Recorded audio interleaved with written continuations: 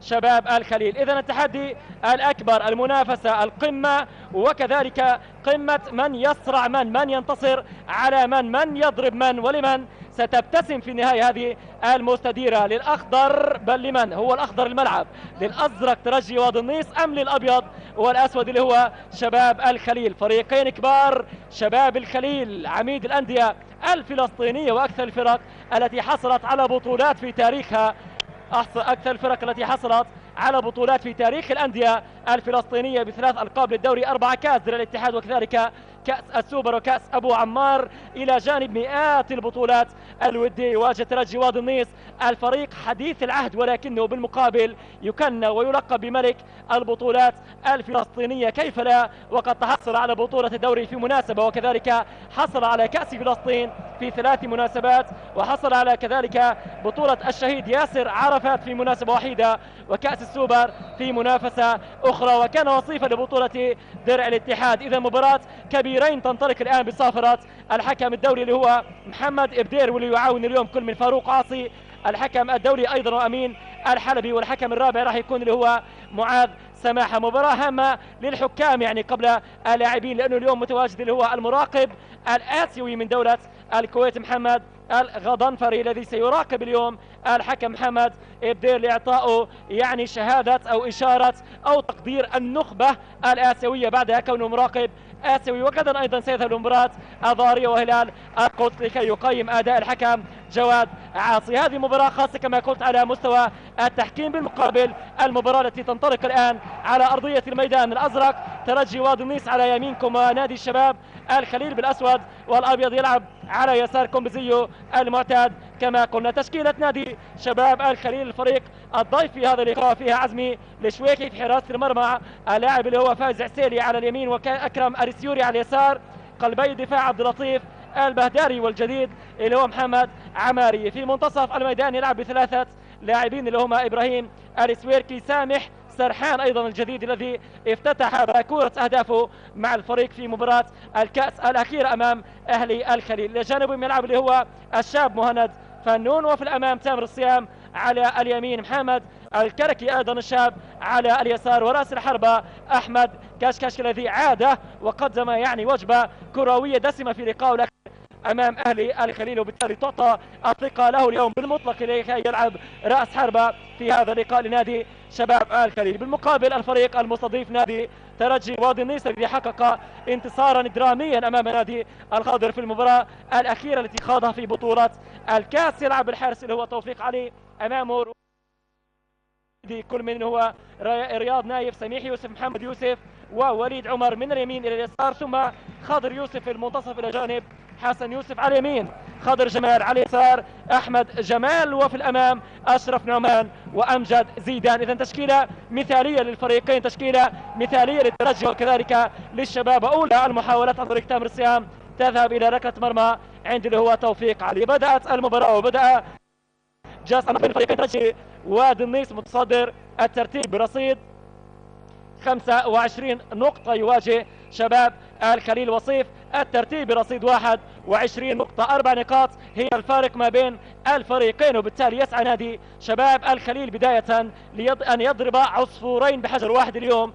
الأولى أن يسترد يعني اللي هي أو يعني يثأر لخسارته على أرضه في ملعب الحسين في أولى جولات دوري جوال فلسطين للمحترفين، والثانية أن يقترب أكثر من المتصدر اللي هو ترجي وادي النيس، وفيما أو إذا ما حقق نادي الشباب الخليل الانتصار اليوم سيقترب بفارق نقطة وحيدة أمام ترجي وادي النيس. هذه هي تبدو الفرصة الذهبية للشباب الخليل أن يعود منافسا وبقوة على لقب الدوري. أما الخسارة فإنها تعني أن ترجي وادي النيس سيبتعد عن الشباب وعن بقية المنافسين أكثر، وأن شباب الخليل بالمقابل سيبتعد عن الصدارة بفارق 7 نقاط تؤزم من موقفه على مستوى حتى الوصافة بعدها، لأنه سيكون معرض لأن يفقد مركزه الثاني ويتراجع إلى الترتيب الرابع إذا ما حقق الخضر وكذلك بلاط الانتصار في مباريات اليوم والغد. الكرة تلعب الآن في الوسط عند اللي هو سامح سرحان، يبدأ هجوم جديد لشباب الخليل ويمر إلى مهند فنون. 3 لاعبين في وسط الميدان على طريقة المثلث يعني في وسط الميدان هنا. مهند فنون سيناولها إلى اللي هو سامح سرحان. سامح سيبحث عن السويركي أو عن اللي هو تامر الصيام. نعم تمر الكرة إلى تامر الصيام. تامر يمرها لكشكش في اليمين. كشكش ينطلق. كشكش يحاول. أحمد كشكش كما قلت اللي سجل هدف في مباراة أهلي الخليل وتسبب بهدف آخر. حاول في اللقطة الأخيرة وتحصل على ركلة ركنية لمصلحة الشباب الخليل. تبدأ المباراة، تبدأ الإثارة إذن على ملعب الخضر الدولي في أجواء مثالية لمباراة كرة قدم جميلة، في أجواء مثالية يعني على مستوى الطقس وكذلك على مستوى ترتيب الفريقين من الأسماء الحاضرة الجمهور وكل شيء تقريبا مهيأ لقمة كروية. كرة عالية الآن، عالية بعيدة. محمد كركي، محمد الكركي الشاب اللي بيحاول اليوم طبعا أنه يثبت نفسه أمام الجمهور الشبابي وقبلها أمام مدرب خضراء بيتحصل على رمية تماس. رمية تماس لشباب الخليل. كلام كثير أكيد قيل ويقال عن هذا اللقاء، ويبقى أن نذكر دائما أن اللقاء اليوم هو يجمع ما بين العراقة والحداثة، يجمع ما بين الأصالة المتمثلة بنادي شباب الخليل وكذلك التجديد الذي يتمثل بنادي ترجي وادي النيس. كيف لا ونادي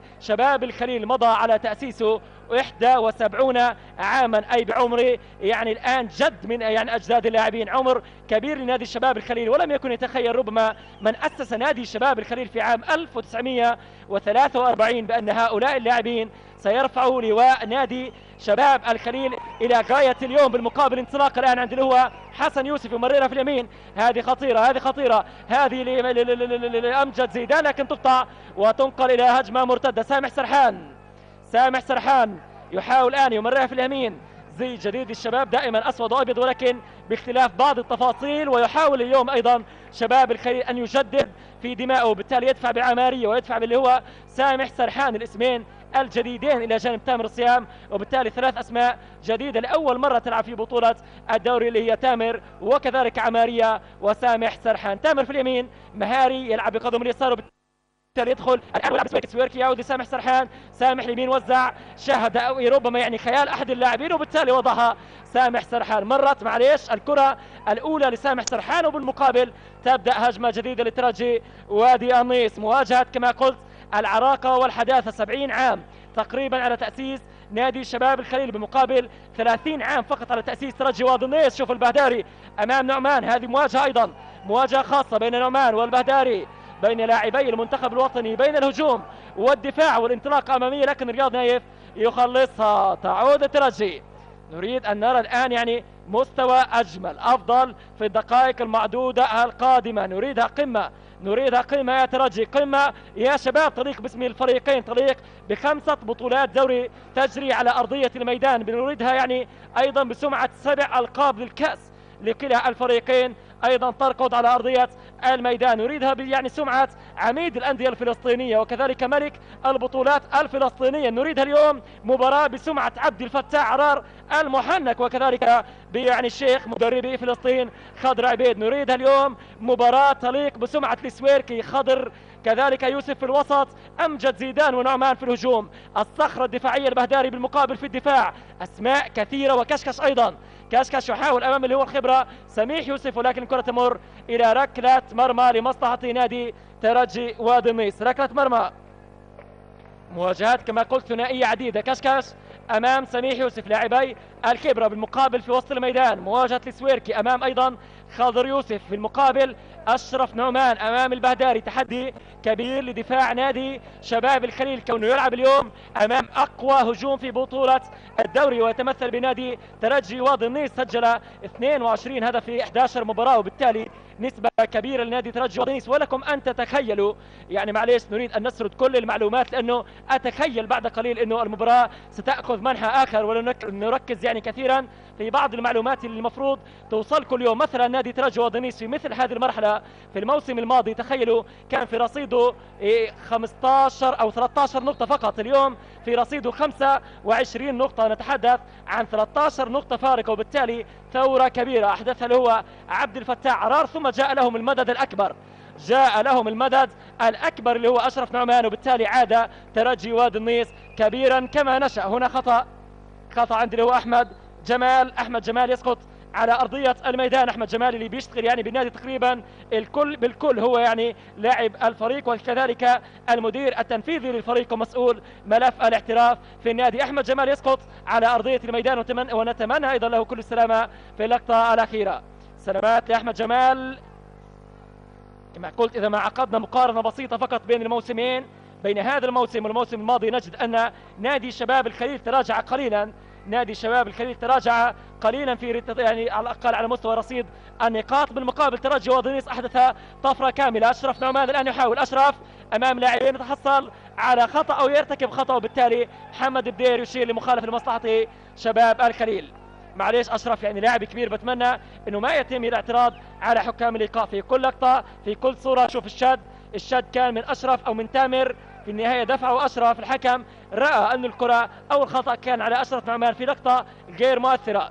تكتمل المباراة ونعود الآن للمباشر عند اللي هو أكرم آريسيوري، يعود اللي هو إبراهيم آريسيوري بذكريات محمد آريسيوري وإبداعاته مع المنتخب الوطني. يأمل إبراهيم آريسيوري أن يعود ويحجز له مكان في تشكيلة المنتخب الوطني، خاصة بعد أن يعني بدأ يقدم في هذا الموسم أيضا أداء مضاعف لما يقدمه في المواسم القليلة الماضية. اليوم إبراهيم آريسيوري تقريبا قائد الفريق، بل هو بالفعل قائد الفريق، وكذلك دينامو الوسط ومحرك تقريبا كل الهجمات الشبابية، وخاصة في مباراة أهل الخليل اللي تابعها رأينا وشاهدنا أداء بالفعل كان استثنائي لإبراهيم السويركي. خطأ الآن إبراهيم السويركي أمام أمجد زيدان، ومخالفة لترجي وادنيس.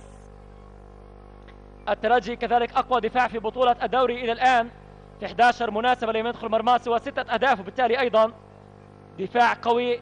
حارس مرمى اللي هو توفيق علي أيضا دائما ما يقدم مستويات ثابتة، هو الحارس الثاني طبعا لمنتخبنا الوطني. وبالمقابل هجومه كما قلت هو الأقوى في الدوري. إذا مباراة الهجوم الأقوى وكذلك الدفاع الأقوى لذات الفريق اللي هو ترجي وادنيس أمام شباب الخليل ثاني الترتيب، واللي هجومه تقريبا ثاني أقوى أو ثالث أقوى هجوم في بطولة الدوري، مشاركة مع اللي هو كذلك الخضر. 20 هدف سجل الشباب، 20 هدف سجل الشباب الخضر. والكركي ينطلق، الكركي يتقدم، ممتاز. الله على التقدم الأخير، وتامر السامي يصوب جانب المرمى. افتتح اللقطات الآن اللي هو تامر السيام بأولى التصويبات، ولكن محمد الكركي اندفع، انطلق مرة تقدم ومرة لتامر السيام. تامر صوب ولكن بجانب المرمى. أولى الفرص الشبابية الآن، أولى الفرص الشبابية في هذا اللقاء كان وراءها هو محمد الكركي بانطلاقة ممتازة، ثم تامر السيام. شوف المراوغة الجميلة، ثم تصويب، ولكنها ذهبت أرضية زاحفة على يسار اللي هو توفيق علي. فرصة للشباب، 11-12 دقيقة مرت، والتعادل السلبي لازال قائم، والفريقين لساتهم يسخن، يعني لسات المباراة بتسخن في هذه اللحظات.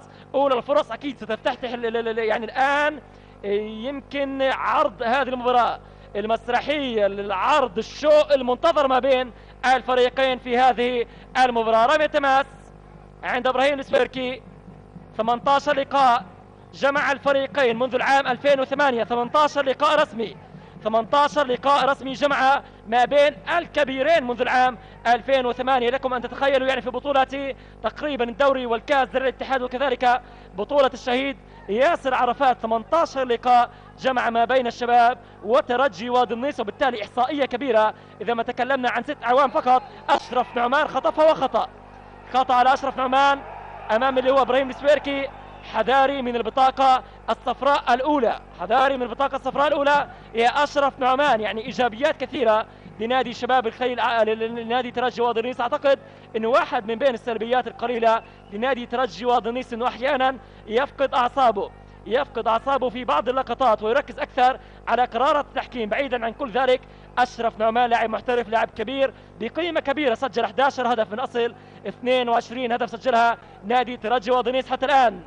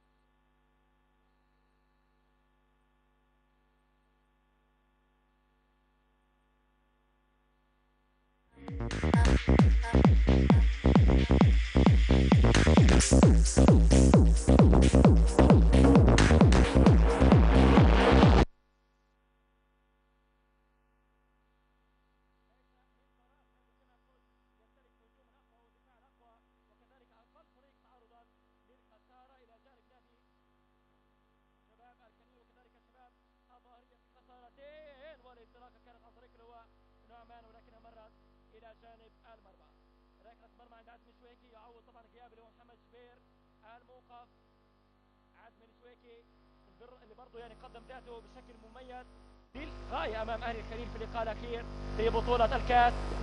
عبد الفتاح عرار ترك فريقه في المباراة الأخيرة حالة وفاة لأحد أقاربه رحمه الله، كان تارك فريق في مباراة الخضر، استمع للنتيجة أول مرة 1-0، قال هي المصائب ما بتيجي لوحدها، واحد بعث له مسج بعدها قال له 2-0. عبد الفتاح عرار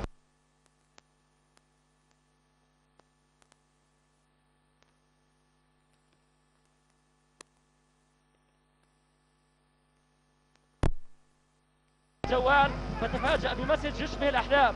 ترجي وضنيس 3 الخضر 2. كذب الخبر في أول مرة ثم اتصل وعاود الاتصال بالمتصل قال له نعم انتصرنا. استمع ربما بعدها الأصوات يعني السيارات الأفراح التي اقتربت من قرية ترجي وضنيس، عندها فقط صدق اللي هو عبد الفتاح عرار أن فريقه انتصر على الشباب الخضر في مباراة حتما كانت مباراة درامية ومباراة هستيرية، مباراة لا تتكرر مرتين في ذات العام بين شباب الخضر وترجي وضنيس في ديربي مدينة بيت لحم. شباب الخضر اللي يعني ايضا يلعب مباراة الغد امام نادي جبل المكبر في يعني مباراة ايضا منقولة على الهواء مباشرة هنا من ملعب الخضر.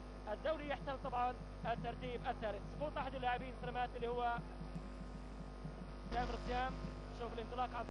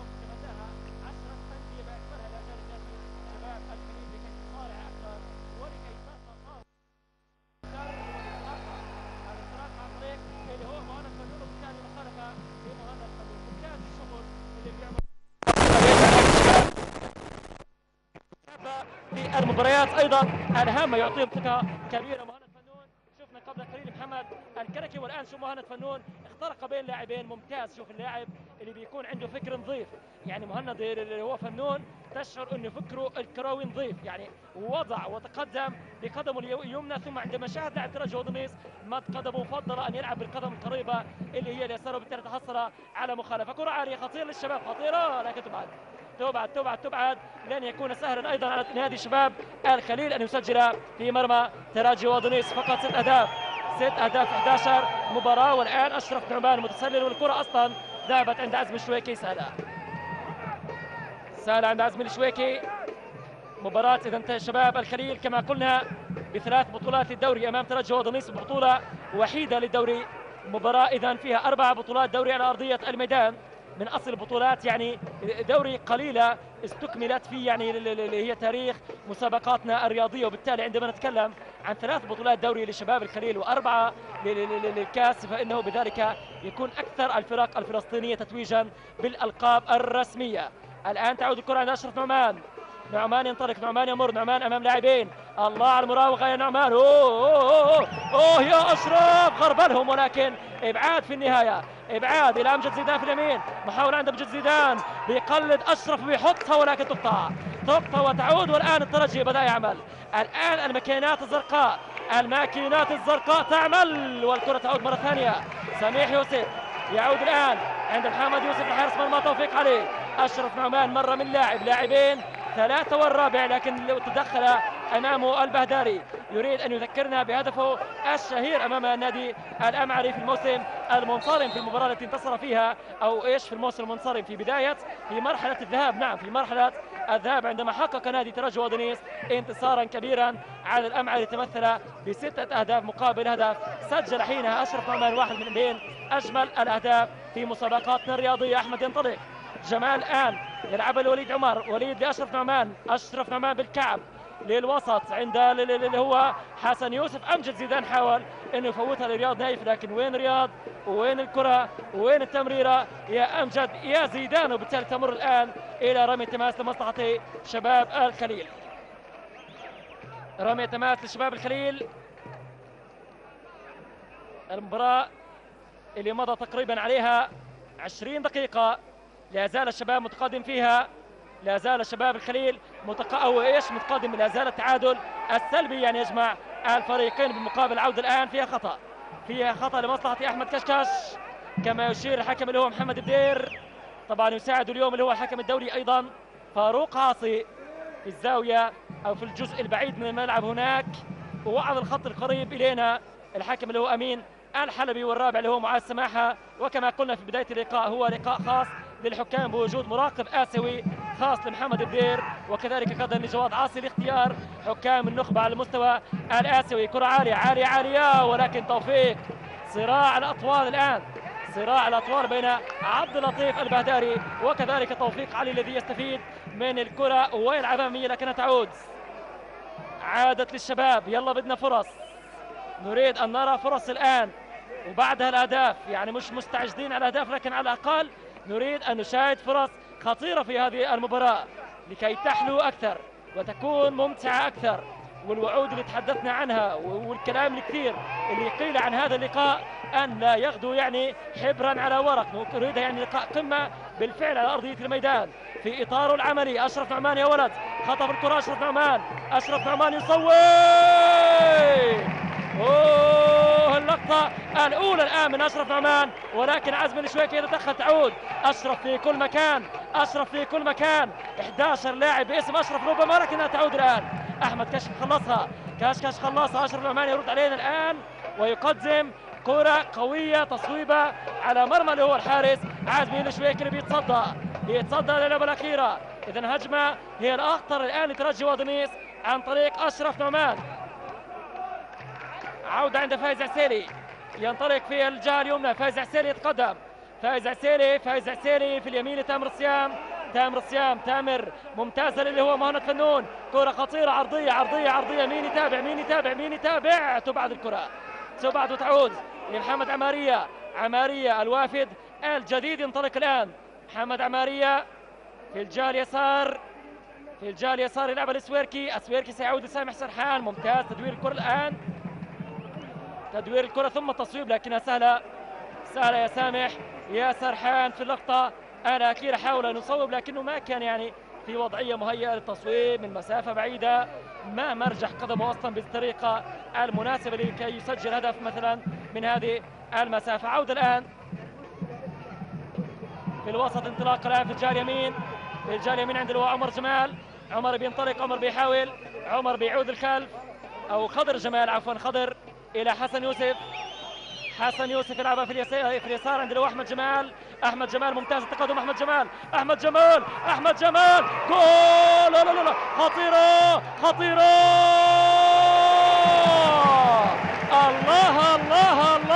الله يا عزمي يا شويكي. شوكة الآن، شوكة في حلق كل من يريد أن يسجل الأهداف. كرة خطيرة للغاية، كانت خطيرة مرة، تصدى عزمي الشويكي ثم نهض في المرة الثانية وتصدى أمام أشرف نعمان. الإنذار الثاني على مرمى شباب الخليل الآن، يتصدى له عزمي الشويكي ويصاب، وسلامات. بالمقابل شوف الروح الرياضية العالية الآن من اللي هو أمجد زيدان يعالج حارس المرمى عزمي الشويكي. تصويبة خطيرة في مكان خطير، كرة ارتدت مرتين، ولكن عزمي الشويكي حاضر، وسلامات لعزمي الشويكي. سلامات وألف لا بأس عليك يا عزمي يا شويكي. لو ذهبنا للخط كابتن سائد، للخط هناك تبديل لشباب الخليل الآن بخروج اللي هو تامر الصيام يخرج مصابا للأسف، سنفتقد لخدمات تامر الصيام. لكن شوف الإعادة البطيئة، شوف التقدم، وضعها مرة أولى، تصدى له عزمي الشويكي ثم نهضة وتصدى في الثانية يا ولد، تصدى في الثانية. ممتاز عزمي الشويكي، وسلامات مرتين ثلاثة، ألف مرة يا عزمي يا شويكي. شوف تصدى في الأولى، والآن أشرف نعمان تحصل عليها وصوب، ولكن عزمي في الثانية ممتاز. يضيع الآن أشرف نعمان ثاني فرص خطيرة على مرمى الشباب، لكن لن يكون يضيع، بل سنقول انه عزمي الشويك تألق، عزمي الشويك تألق وتعملق وتصدى ومنع اشرف نعمان من تسجيل اول الاهداف في هذا اللقاء. منتصف الشوط الاول مرة منتصف الشوط الاول ولا زال التعادل السلبي قائم. الان نادي ترجي ودنيس واضح اخطر بكثير، ترجي ودنيس اخطر بكثير في هذه اللحظات. توفيق علي الذي لم نشاهده في اختبار حقيقي الا من تصويبه اولى كانت عن طريق اللي هو احمد كشكش، لكنه بعد ذلك او كان عن طريق تامر الصيام اللي خرج والمدرب اللي هو خضر عبيد دفع بمن؟ خضر عبيد دفع باللاعب رقم 16 عمير دوفش، برضه لاعب من بين اللاعبين الشباب. عامر دوفش يدخل ويخرج تامر الصيام مصابا، سلاماته ألف، لا بأس عليك يا تامر الصيام، ونتمنى يعني أن يعود الفريق في أقرب فرصة. التعزيز الجديد الفريق القادم من نادي جبل المكبر، هو بطبيعة الحال يدفع به خضر عبيد أساسيا، لكنه يضطر للخروج الآن تامر الصيام ويدخل هو عمرو دوفش. تبديل أول أشرف نعمان، خلاص بطاقة صفراء لأشرف نعمان. أعطاك يا أشرف، أعطاك فرصتين لكن الثالثة، وكثرت الاعتراضات على حكم اللقاء. أشرف نعمان شوف المسك واضح، الشد من القميص والجذب وكل هذا يا أشرف، ولسه يعني في مجال للاعتراض، وبالتالي يعني لم يدع له تقريبا محمد بدير أي مجال للاعتراض على الأقل في هذه اللقطة، لأنه بعد فرصتين اعترض فيهم أشرف. الآن الثالثة ثابتة وبطاقة صفراء لأشرف نعمان. عودة الآن التقدم عن طريق اللي هو مهند فنون، ممتاز مهند فنون، لكن اقطعها اللي هو محمد يوسف لعب أحمد جمال، لكن برضه بتعود مرة ثانية لشباب الخليل. سامح الآن يلعب لمهند فنون يتفنن، فنون يحاول يمرر لسامح سرحان، ممتاز الأداء، ممتاز حفاظ على الكرة، ولكن خضر يوسف أمام مين؟ أمام الخبرة اللي يعني أصبح تقريبا عربية لخضر يوسف، كونه لاعب طبعا لنصف موسم على نادي الفيصلي الأردني، لاعب دولي طبعا، واحد الركائز الأساسية في تشكيلة المدرب جمال محمود اللي هو خضر يوسف. يعود بالكرة الآن الكلف عنده اللي هو سميح يوسف، جوكر نادي ترجي ودنيس، مرة تجده في الدفاع مرة في الهجوم، وهو تقريبا كان صاحب الزيارة الأخيرة على هذا الملعب أمام نادي شباب الخليل في المباراة لجماعة الفريقين في نهائي بطولة الشهيد ياسر عرفات، عندما انتصر شباب الخليل حينها بنتيجة 2-0. سجل سميح يوسف في المرة الأولى، وبعدها طبعا عاد الشباب وانتصر بهدفين لهدف بأقدام اللي هو عاطف أبو بلال، وقبله كذلك مين كان مسجل الهدف الأول؟ عادي تسعفنا الذاكرة لسه سنة يا خليل، يعني تقريبا كان عاطف أبو بلال مسجل الهدف الثاني لشباب الخليل في نهائي أبو عمار، واللي سجل الشباب أشرف نعمان. نعم، عندما كان يلعب بزي نادي شباب الخليل، نعم أشرف نعمان كان هو مسجل الهدف الأول لنادي شباب الخليل في مرمى الترجي في آخر لقاء جمع الفريقين على هذا الملعب. عودة الآن انطلاقة أمامية وعرضية، ولكن البهداري بيخلصها بتعود خطيرة، شتتها في مكانه، وبالتالي حاول فيها اللي هو خضر جمال، وضاعت اللقطة الأخيرة على نادي ترجي ودنيس. محمد عمرية بيعمل مراوغة ممتازة الآن وبيوزع الكرة في الجهة اليمين، انطلاقة ممتازة للشباب عن طريق الكركي، ثلاثة لكن وين رحت يا كشكش وفنون ذهب لليمين، وعاد الآن كشكش بيصوب على المرمى، ولكن فوق المرمى من أحمد كشكش، وبالتالي ركلة مرمى عند اللي هو توفيق علي. فرصة الآن كانت عن طريق كشكش، لكن التقاطع ما بين كشكش وكذلك مهند فنون لم يكن بالكيفية التي تجعل الشباب أخطر. اللاعبين راحوا لليمين، وبالتالي اللي هو محمد الكركي لم يكن أمامه حال في أن يمرر لأي من اللاعبين يعني بصورة خطيرة، لعبها سهلة بعدها كشكش حاول يعني أنه يصوب على المرمى بطريقة أو بقدمه اليسار، ذهبت إلى ركلة مرمى. شباب الخليل في فرصتين حتى الآن بتصويبتين من خارج منطقة الجزاء، فيما كان نادي ترجي ودنيس الأقرب للتسجيل في هذا اللقاء عن طريق أشرف نعمان أيضا في مناسبتين. عودة الآن أكرم لسوري لإبراهيم لسويركي، سامح سرحاني بيلعبها لمهند فنون اللي بينطلق. مهند يا ولد، مهند لا لا لا لا, لا. هذا اللاعب سيكون له مستقبل كبير. مهند فنون يا ولد يا مهند، يا ولد يا مهند يا فنون، لا زال يحافظ على كرته اللاعب الشاب 19 عام او اقل. مهند فنون الان يمر ويتقدم ويمرر في اكثر من لقطه، وبالتالي ينتزع اهات جمهور الشباب. شوف الان مهند، شوف الاستلام بالراس، رايك يا مهند، رايك، ولكن الكره تمر الان الى ركله مرمى عند اللي هو او الى حارس المرمى توفيق علي. مهند فنون الكركي حتى الان ايضا محمد قد زما اداء مميز في الدقائق الاولى. شوف الان محمد الكركي، شوف الاستلام باليسار، التقدم، وهذا عمرو دوفش. الكركي اصبح راس حربه، عندما دخل عمرو دوفش راح لليسار وذهب فنون تقريبا لليمين، مال اكثر لليمين واصبح اللي هو كركي راس الحربه الوحيد. كشكش راح على اليسار او على اليمين، نعم كشكش اصبح في الجناح اليمين وبدا راس حربه، لكن التبديل الوحيد اللي كان بخروج تامر الصيام ودخول دوفش جعل الامور تتغير. عوده لاحمد كشكش، كشكش بيحاول بيلعبها للكركي ولكن تقطع من خضر يوسف لاعب الارتكاز العصري في دورينا. شوف خضر يوسف يتقدم ولكن مهند اللي خلصها، مهند اللي يخلصها وعادت مره ثانيه لكن تقطع وتعود الترجي ودنيس عند امجد زيدان. مهند برضه بيخلصها، ممتاز معلم. اوه لا لا لا لا لا لا لا لا لا لا مهند فنون خلاص، مهند فنون بيضع اقدامه بقوه الان، بيثبت اقدامه بقوه في تشكيله شباب الخليل. واضح واضح واضح انه هؤلاء الشباب عندما تعطيهم الثقه، عندما تعطيهم الفرصه فانهم سيبدعوا. كوبري يا رجل، لساتك يعني قاطع الكره وبتعمل تمريره وبرضه بيعمل كوبري في مكان يعني مميز في وسط الميدان اللي هو مهند فنون.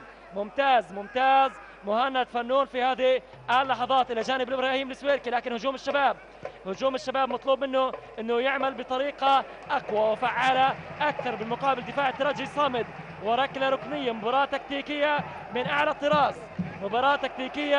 اعلى الطراز بين خضر عبيد وكذلك عبد الفتاح عرار. حتى الان ركله ركنيه،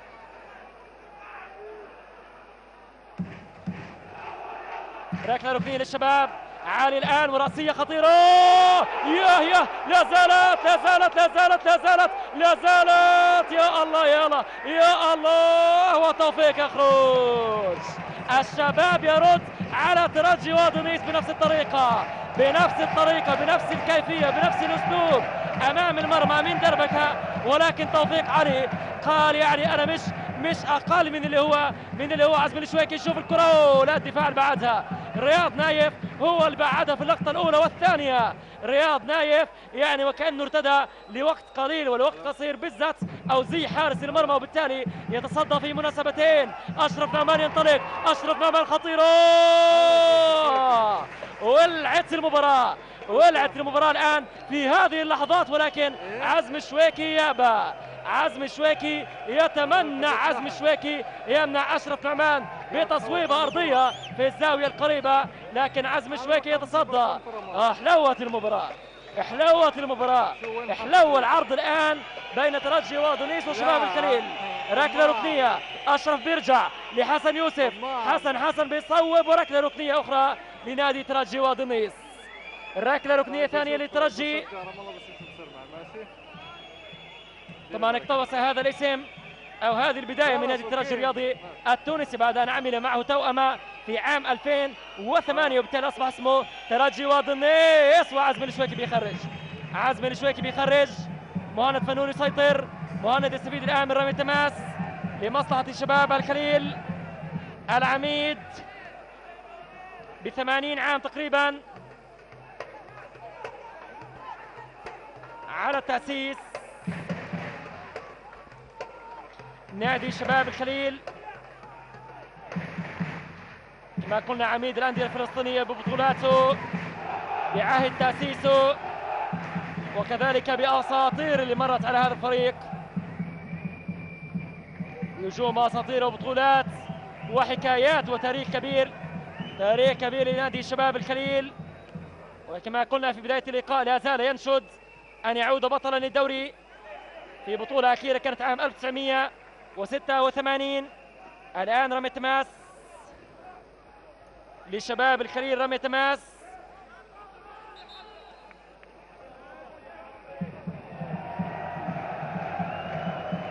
واحد 71 عام 71 عام مش 80. 71 عام على تأسيس شباب الخليل كما قلنا. الفريق الذي يلعب بزيه الأسود والأبيض المعتاد.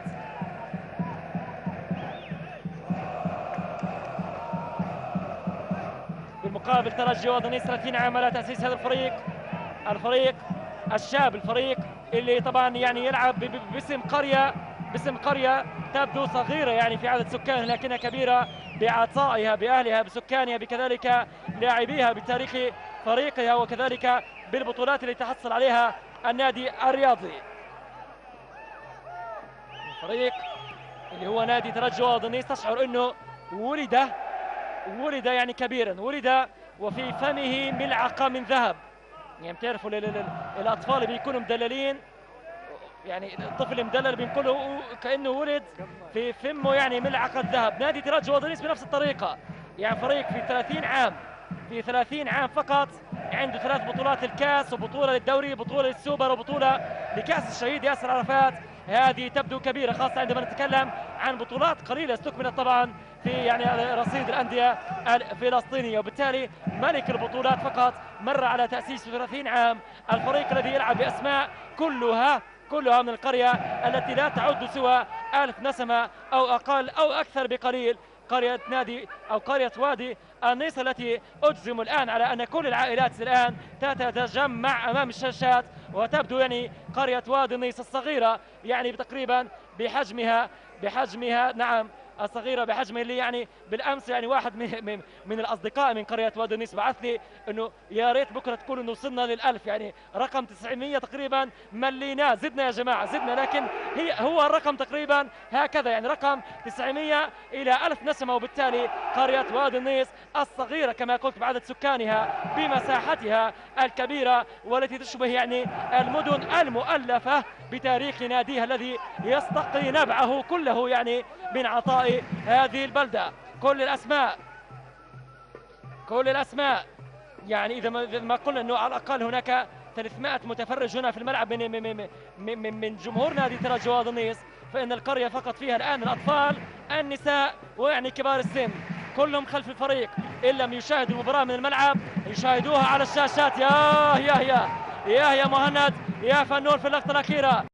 مهند فنون شوف بيرجع لسويركي بيوزع الكرة الآن لكنها بعيدة يا سويركي، صعد لها كشكش، عادت في وسط الميدان لحسن يوسف، عودة من سميح يوسف الأمام. المباراة التي يشابهها يعني كما قلنا جمهور قرية ترجي وادي النيس على الشاشات الآن، شيوخ نساء كبار وصغار، والبقية الباقية موجودة إما على أرضية الملعب وإما في المدرجات، إما في الملعب وإما في المدرجات، وإن لم يتابعها أحد على الأقل سيتابعها عبر الهاتف. إن لم يكن اللاعب جاره سيكون ابن عمه، وإن لم يكن ابن عمه سيكون أخوه قبل كل ذلك، وإن لم يكن من هذه القرابة الأولى فإنه سيكون من القرابة باء. عائلة واحدة، عائلتين فقط يتشكل منهم فريق ترجي وادي النيس، وبالتالي فريق عائلي، فريق أسري، فاميلي يعني وحيدة لنادي ترجي وادي النيس. والله مثال يمكن جدا أن تنقل هذه الصورة بكل كبرياء لكل فلسطيني صراحة عن قرية تعداد سكانها صغير لكنها تعطي هذا الفريق. يا خضر يا ولد، يا خضر ممتازة بالكعب، يلعب الآن اللي هو مين هذا اللي هو تقريبا حسن يوسف لأشرف نعمان. أشرف ينطلق، نعود الآن لأجواء اللقاء. أشرف يلعبها لأمجد زيدان لكن فيها مخالفة قبل كل ذلك على اللي هو مهند فنون بيتدخل من الخلف على قدام. أشرف نعمان يتحصل على بطاقة صفراء في هذه اللحظات من الحكم اللي هو محمد إبدير. بطاقة صفراء على مهند فنون، بطاقة صفراء على مهند فنون، ونتيجة لا زالت التعادل السلبي. مشاهدينا الأعزاء في قمة مباريات الدوري التي تجمع أول الترتيب وثانيه، التي تجمع نادي شباب الخليل بالفريق المستضيف نادي ترجي وادي النيس. المباراة التي تجمع ما بين أقوى هجوم في بطولة الدوري وأقوى دفاع لذات الفريق أمام ثاني الترتيب اللي هو شباب الخليل، ثاني أقوى هجوم في بطولة الدوري إلى جانب شباب الخضر. المباراة التي تجمع ما بين خاضر عبيد على جهة وكذلك عبد الفتاح عرار على الجهة الأخرى. المباراة أيضا التي تجمع ما بين ما بين أشرف نعمان هداف الدوري، وكذلك عبد اللطيف البهداري. صخرة الدفاع الثابتة دائما في صفوف نادي شباب الخليل. ركلة حرة الآن من مسافات. جمهور الشباب يطلق تصفيراته الآن، يحاول أن يؤثر على أشرف نعمان في هذه اللقطة، اللاعب الوحيد اللي سجل بأزياء الفريقين. أشرف نعمان الآن يحاول يتركها أمجد، وأشرف يصوب. يا كرة خطيرة خطيرة للغاية على مرمى الشباب، خطيرة، ولكن عزمي لشويكي يستحق على هذه اللقطة 100 لايك 1000 لايك يا عزمي يا شويكي في اللقطة الأخيرة. ممتاز ممتاز في اللقطة الأخيرة. بالمقابل أمجد سهلة أمام الحارس اللي هو عزمي شويكي. رب ضارة نافعة، رب ضارة نافعة لشباب الخليل. غياب محمد شبير وإيقافه جعلنا اليوم نتعرف، وكذلك في مباراة أهلي الخليل، على قيمة كبيرة تتمثل باللي هو الحارس عزمي الشويكي. صعبة، اللي بيتخيل الكرة الأخيرة سهلة كانت صعبة للغاية، يعني ارتطمت بالأرض قبل أن تصل الحارس عزمي الشويكي، وبالتالي يتصدى. 3 فرص لترجي ودميس وكلها عن طريق أشرف نعمان. اعتماد كبير جدا من لاعبي ترجي ودميس على خدمات اللاعب أشرف نعمان. ويعني بالأمس كنا نتحدث مع المدرب اللي هو ناصر الدحبور، مدرب منتخبنا الوطني الأولمبي، والذي عين أخيرا يعني أو في الفترة مؤخرا نعم مدربا المنتخب النسوي الانطلاقه، لكن الآن تسلل على أمجد زيدان. عندما سألت المدرب اللي هو ناصر الدحبور عن حظوظ الفريقين قال أن ما سيفرق في هذا اللقاء شيء وحيد وواضح ونتحدث عنه كل مرة، ويعني لا زلت كما قال على لسان ناصر الدحبور أحتفظ ويعني أنادي بهذه المسألة أنه في فرقنا حتى الآن في دورينا إلى هذه اللحظة سوى عدد قليل من الأندية، معظم الأندية تعتمد على الحل الفردي، وبالتالي ترجي ودنيس المثال الأكبر. ربما نعم نحترم كل الجهود المقدمة على أرضية الميدان، أمجد زيدان كقيمة كبيرة، خضر يوسف، سميح وبقية الأسماء، لكن وبشكل واضح أيضا فإن ترجي ودنيس يعتمد على أشرف نعمان في تسجيل عدد أكبر من أهدافه، وكذلك صناعة الأهداف المسجلة باسم الفريق الأزرق. هذا شيء كما قلت واضح، وشيء يعني لاحظناه بشكل كبير عندما عاد أشرف نعمان لفريق ترجي ودنيس. شاهدنا الترجي يعود متصدرا لبطولة الدوري بينما أنهى بطولة الدوري في العام الماضي في الترتيب السابع. ولكم أيضا أن تتخيلوا مشاهدينا الأعزاء أن ترجي ودنيس في مثل هذه المرحلة من الموسم الماضي، أو في مثل نعم هذه المرحلة من الموسم الماضي، كان في رصيده فقط 15 هدف، الآن في رصيده 22 هدف. ولكن الرقم الأكبر من ذلك أن ترجي ودنيس طيلة أحداث العام المنصرم أو الموسم المنصرم سجل فقط 29 هدف في 22 مباراة، الآن فقط في 11 مباراة سجل 22 مباراة، أي أنه يحتاج فقط ل7 أهداف في المباريات الأحد العشر القادمة للفريق لكي يكسر ذاك الرقم، أي أن الفروقات أصبحت كبيرة. والآن سامح سرحان لكن تقطع الكرة، قطعت الكرة وعادت الآن لخضر يوسف. خضر في رصيده 4 أهداف في بطولة الدوري إلى الآن، بالمقابل كما قلنا اللي هو أشرف نعمان في رصيده 11 هدف. والكرة تعود الآن عند محمد الكركي، يلعبها لسامح سرحان، انطلاقة عن طريق سامح، يمرر في اليمين لكنها طويلة طويلة طويلة، وأحمد جمال يستفيد. أحمد جمال ينطلق، أحمد أمامه مساحة لكي يتقدم أحمد جمال، لكن سامح ممتاز. شوف صح خطأ للاعب سامح سرحان. والآن الكرة عند مهند فنون لم يكن فيها تفاهم بين فنون وفايز عسيلي. جمهور الشباب لا زال ينتظر الهدف الأول في هذا اللقاء. الفريقين كما قلنا التقيا 18 مرة من قبل منذ العام طبعا 2008، المباريات الرسمية المدونة والمؤرشفة في سجلات الاتحاد الفلسطيني لكرة القدم. 18 لقاء رسمي انتصر نادي ترجي ودنيس في 8 لقاءات، بينما ابتسمت المباراة لنادي شباب الخليل في 6 مناسبات واحتكم للتعادل في 4 أخرى. الآن أشرف نعمان في وسط الميدان بين لاعبين، يحاول أن يمر أمام الثالث، تبقى الكرة تعود لأشرف نعمان. الله على التمريرة الممتازة من أشرف نعمان، ولكن تذهب إلى رمي التماس لمصلحة ترجي ودنيس. شوط أول سلبي النتيجة، الأداء تقريبا يعني متوسط، الاعتماد من نادي ترجي ودنيس على الحلول الفردية دائما عن طريق له أشرف نعمان. بالمقابل شباب الخليل مع خروج أبو بلال ومع استمرار غياب فهد العتال الذي نتمنى له دائما كل السلامة وأن يعود من رحلته العلاجية في قطر بكل سلامة دائما. غياب أبو بلال وكذلك فهد العتال واضح أيضا يؤثر على هجوم الشباب، وهنا يقطع لكن أيضا رياض نايف يتدخل. يعني عندنا اللي هو أبو بلال وبرضه فهد العتال، تخيلوا في رصيدهم 12 هدف من أصل كم سجل الشباب؟ من أصل 20 هدف. 12 هدف سجلت بأقدام فهد العتال وكذلك عاطف أبو بلال. عاطف لن يلعب طبعا هذا الموسم لأنه أوقف أو منع من المشاركة بعد أن لعب لفريق في الداخل المحتل، وكذلك فهد العتال يجيب للإصابة.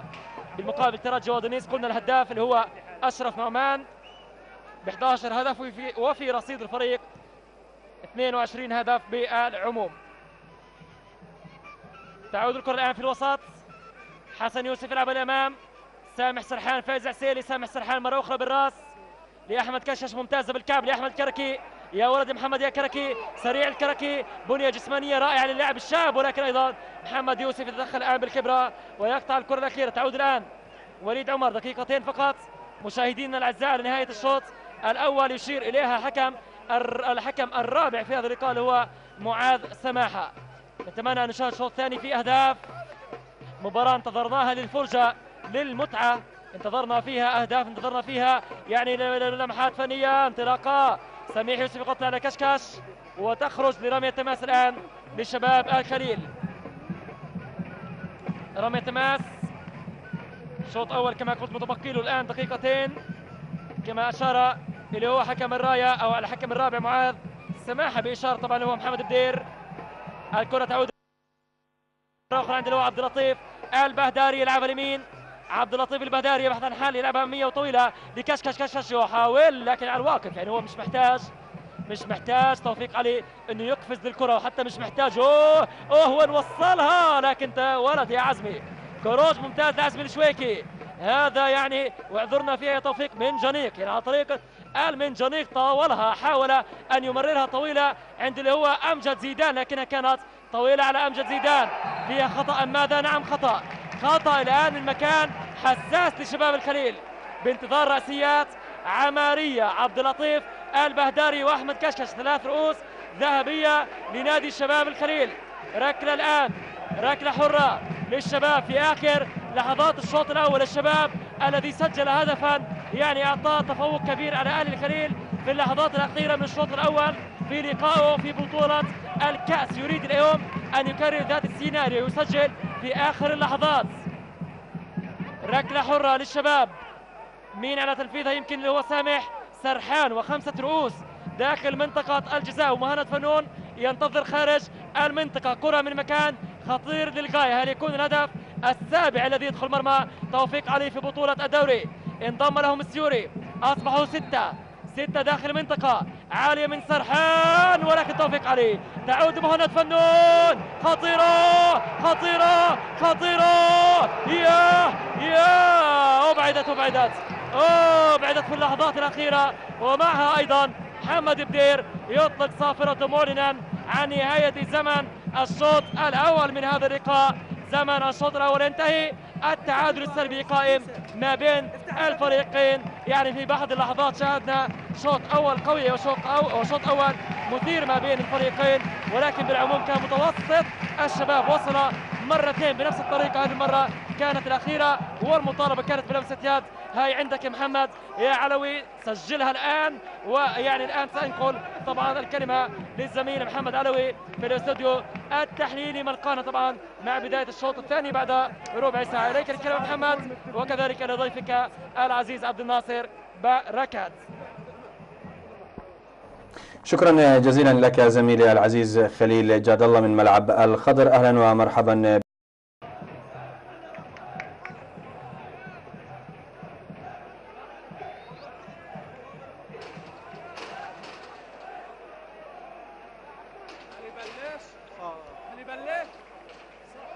شكرا للزميل محمد علوي ولضيفي الكابتن العزيز اللي هو عبد الناصر بركات. مشاهدينا الاعزاء في كل مكان، عدنا اليكم من جديد من ملعب الخضر الدولي واحداث قمه الجوله 12 والاولى من مرحله الإياب في بطولة دوري جوال فلسطين للمحترفين. فريق شباب الخليل يحل ضيفا ثقيلا على نادي ترجي وادي النيس، وفي مباراة أو في شوط أول من هذا اللقاء أي من الفريقين لم يتمكن من أن يسجل أي هدف في المباراة، وبالتالي استمر التعادل السلبي طيلة 45 دقيقة. الآن 45 دقيقة جديدة، 45 دقيقة لشباب الخليل من أجل تقليص الفارق أمام ترجي وادي النيس، و45 دقيقة ذاتها لنادي ترجي وادي النيس لكي يوسع الفارق أمام شباب الخليل وبقية الفرق التي تلاحقه هو على صدارة الترتيب. ترجي وادي النيس المشاهدين الأعزاء استمر بذات التشكيلة. المباراة التي تقام أو تلعب تحت أنظار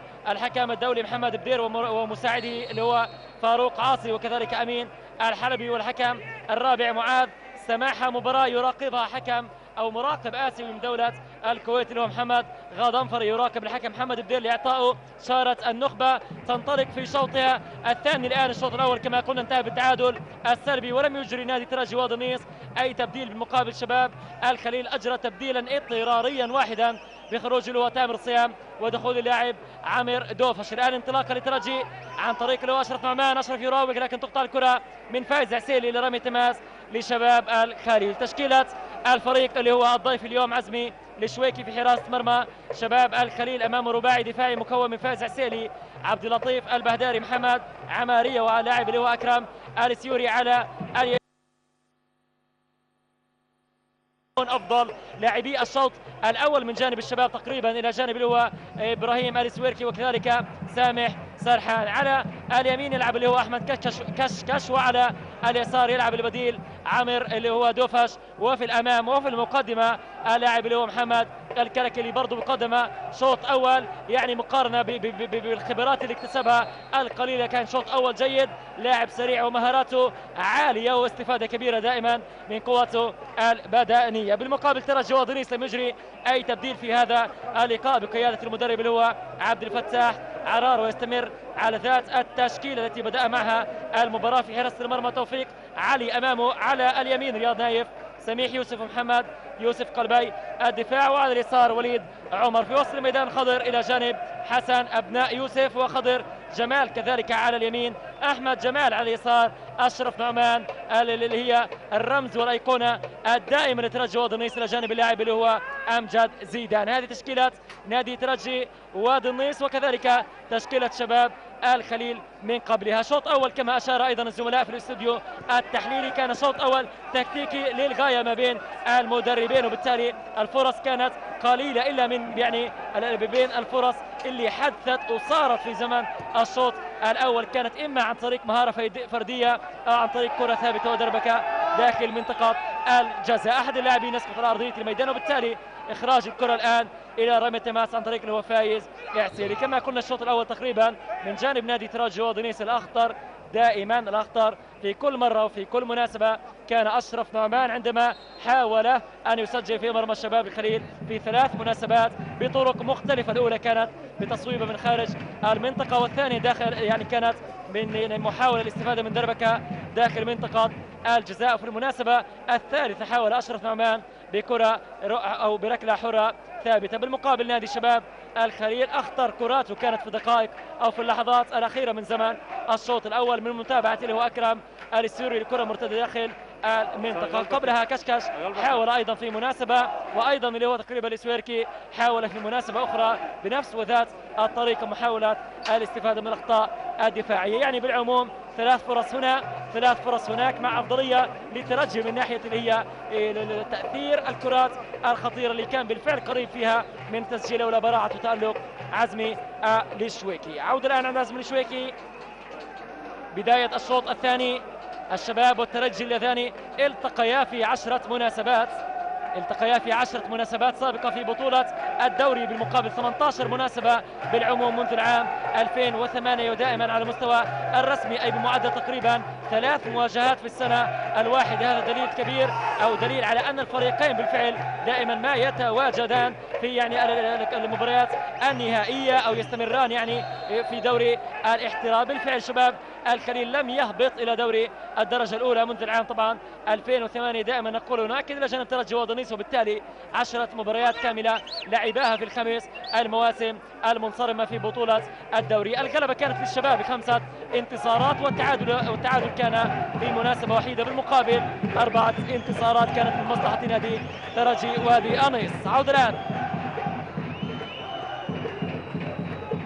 رياض نايف يحاول الآن الترجي وادي أنيس، تقطع كرته، انطلاق الآن عن طريق عمر دوف، الشباب لمهند فنون. الآن روح الشباب، روح الناشئين، روح الأشبال، روح أبناء النادي تظهر، ولكن كرة تصل سهلة لتوفيق علي، سهلة عن توفيق علي. 10 ثقات كما قلنا في الدوري كانت البسمة أو الانتصارات الأكبر لنادي شباب الخليل، بينما في المسابقات الأخرى كانت الغلبة لنادي ترجي وادي أنيس.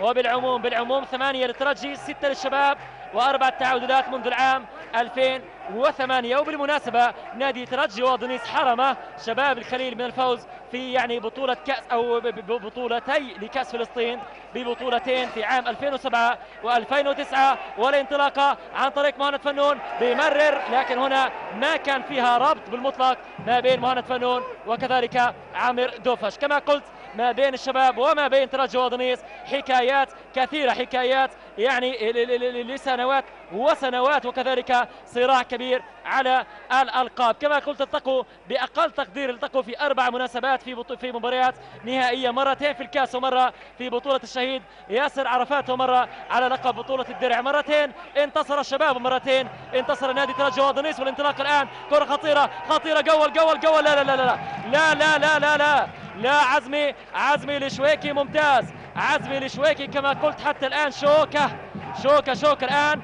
في طريق نادي ترجي وادي من أجل الوصول لمرمى شباب الخليل. شوف اللقطة الأخيرة، لعبة عرضية وعزمي الشويكي أمسكها لم يفلتها، وبالمقابل ترجي وادي لا زال الأفضل على مستوى السيطرة مع بداية الشوط الثاني من اللقاء. المطلوب الآن من نادي شباب الخليل أن يستعيد سيطرته على وسط الميدان. واضح أنه نادي ترجي وادي حتى الآن على مستوى السيطرة، شوف التمريرات بسهولة أكبر على ربما خضر عبيد أن يفعل مسألة الضغط على حامل الكرة في هذه المناطق بالتحديد. شوف الاستلام على المرتاح حتى الآن وليد عمر، لكن يبدو أيضا أنه خضر عبيد يفكر بطريقة أخرى، أكيد مش راح نكون أذكى من شيخ المدربين اللي هو خضر عبيد، اللي بيفضل اليوم يلعب بدفاع المنطقة أمام هجوم قوي، هو الأقوى في الدوري الآن. محاولة عن طريق أشرف نعمان، التف عن نفسه أشرف نعمان، عاد ولكن البهداري تدخل وغطى وقطع، وعادت لأمجد زيدان سرحان يقطع بانتظار هجمة مرتدة للشباب، هجمة مرتدة. وين القواعد؟ وين المثلث؟ الآن المثلث يشكل، نعم المثلث، لكن طويلة من الكركي على كشكش. برضو الشباب معذور صراحة عندما نشاهد مثل هذه اللقطات، لأنه التشكيلة التي بدأ بها شباب الخليل هذا الموسم تختلف طولا بعرض عن التشكيلة التي تلعب الآن. العتال مصاب، أبو بلال رحل، جهاد ربيعة رحل، عزيز أبو حسين رحل، كعبية رحل أيضا، وضياء أبو عياد رحل عن شباب الخليل، وحتى على مستوى حراسة المرمى محمد شبير موقوف. وبالتالي 6-7 أسماء تقريبا لشباب الخليل بدأت الموسم. احنا مش بنتكلم عن سنة أو سنتين، لكن نتكلم فقط عن موسم وما بينه أسابيع قليلة. هيكلية الشباب هيكلوا بأجمع تقريبا اختلفوا، بالتالي هؤلاء اللاعبين شباب يدفع بهم، ولاعبين أيضا جدد يدفع بهم، وبالتالي مسألة الانسجام تقريبا غائبة على لاعبي الشباب، خاصة في بعض الجزئيات. بالمقابل أنت تلعب أمام فريق منذ العام 2008 إن لم يتغير فيه تقريبا لاعب أو لاعبين، هذا بالكثير. وبالتالي نادي ترجي وادي يحافظ على قوامه، نادي ترجي وادي منسجم، نادي ترجي وادي يحتفظ بكل أوراقه الرابحة، ولكن يمكن عليه النقطة اللي أنه يعاب عليه عدم الاعتماد على لاعبي تعزيز في بعض المراكز التي يبدو أنه ترجي وادي يعاني فيها. لكن هو بالمقابل جمهوره أبناء البلدة مدربه يرد ما دام النتائج موجودة، ما حاجة الفريق للاعبي التعزيز، ويبدو هذا المنطق صائبا بكل صراحة. عودة الآن لعزيز أبو حسين.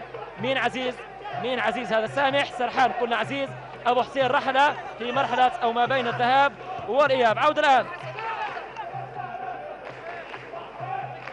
سامح سرحان بيلعب اللي هو أحمد كشكاش استلام مرة ثانية عند عمرو دوفش باليسار ممتاز لمهند فنون لعمرو دوفش يا ولد. عمرو دوفش الآن بيحاول بيلتف بيحاول ممتاز ما زالت عند مهند فنون تصويبة ركلة ركنية. نعم ركلة ركنية لشباب الخليل.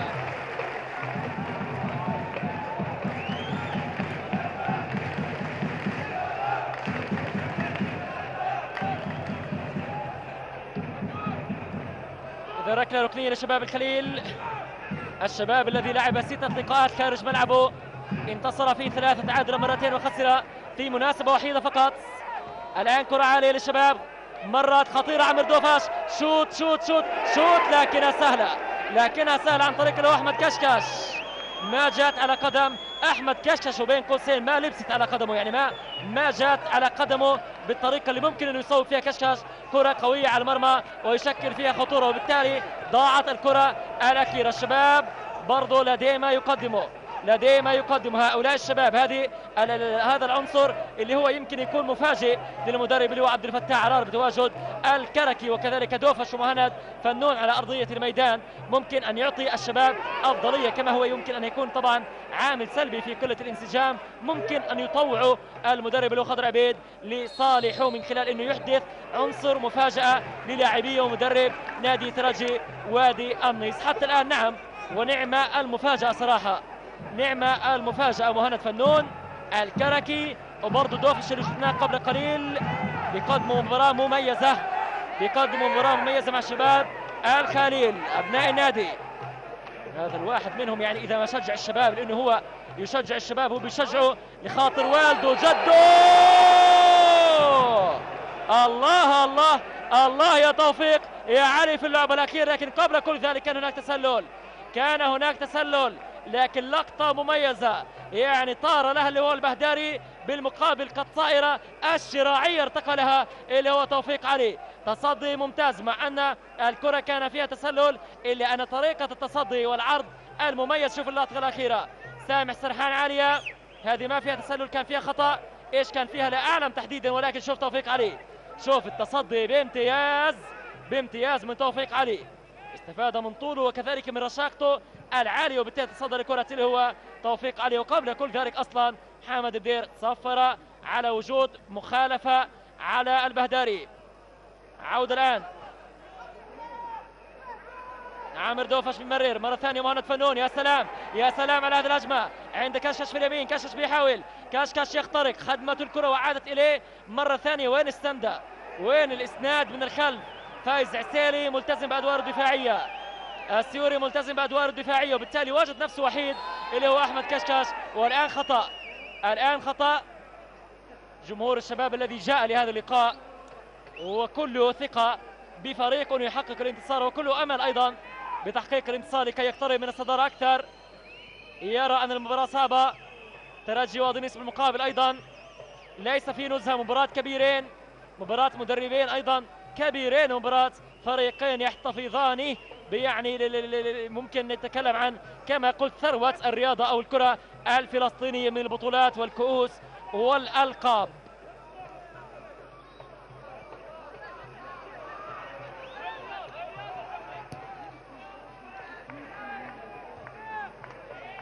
خرجها عماري وعادت مرة ثانية لمصلحة نادي ترجي ودنيس عند اللاعب اللي هو خضر جمال ورمي تماس لمصلحة نادي ترجي ودنيس. الترجي الذي لم يعد طفلا في عمر 30 تحصل على كل الألقاب الممكنة في عمر 30. الترجي بطل للكأس في 3 مناسبات وبطل للدوري في مناسبة وحيدة وبطل للسوبر في مناسبة وحيدة أيضا إلى جانب بطولة كأس الشهيد ياسر عرفات ووصيفا أيضا لبطولة الدرع الاتحاد. في 30 عام نادي ترجي ودنيس أصبح يكنى بملك البطولات.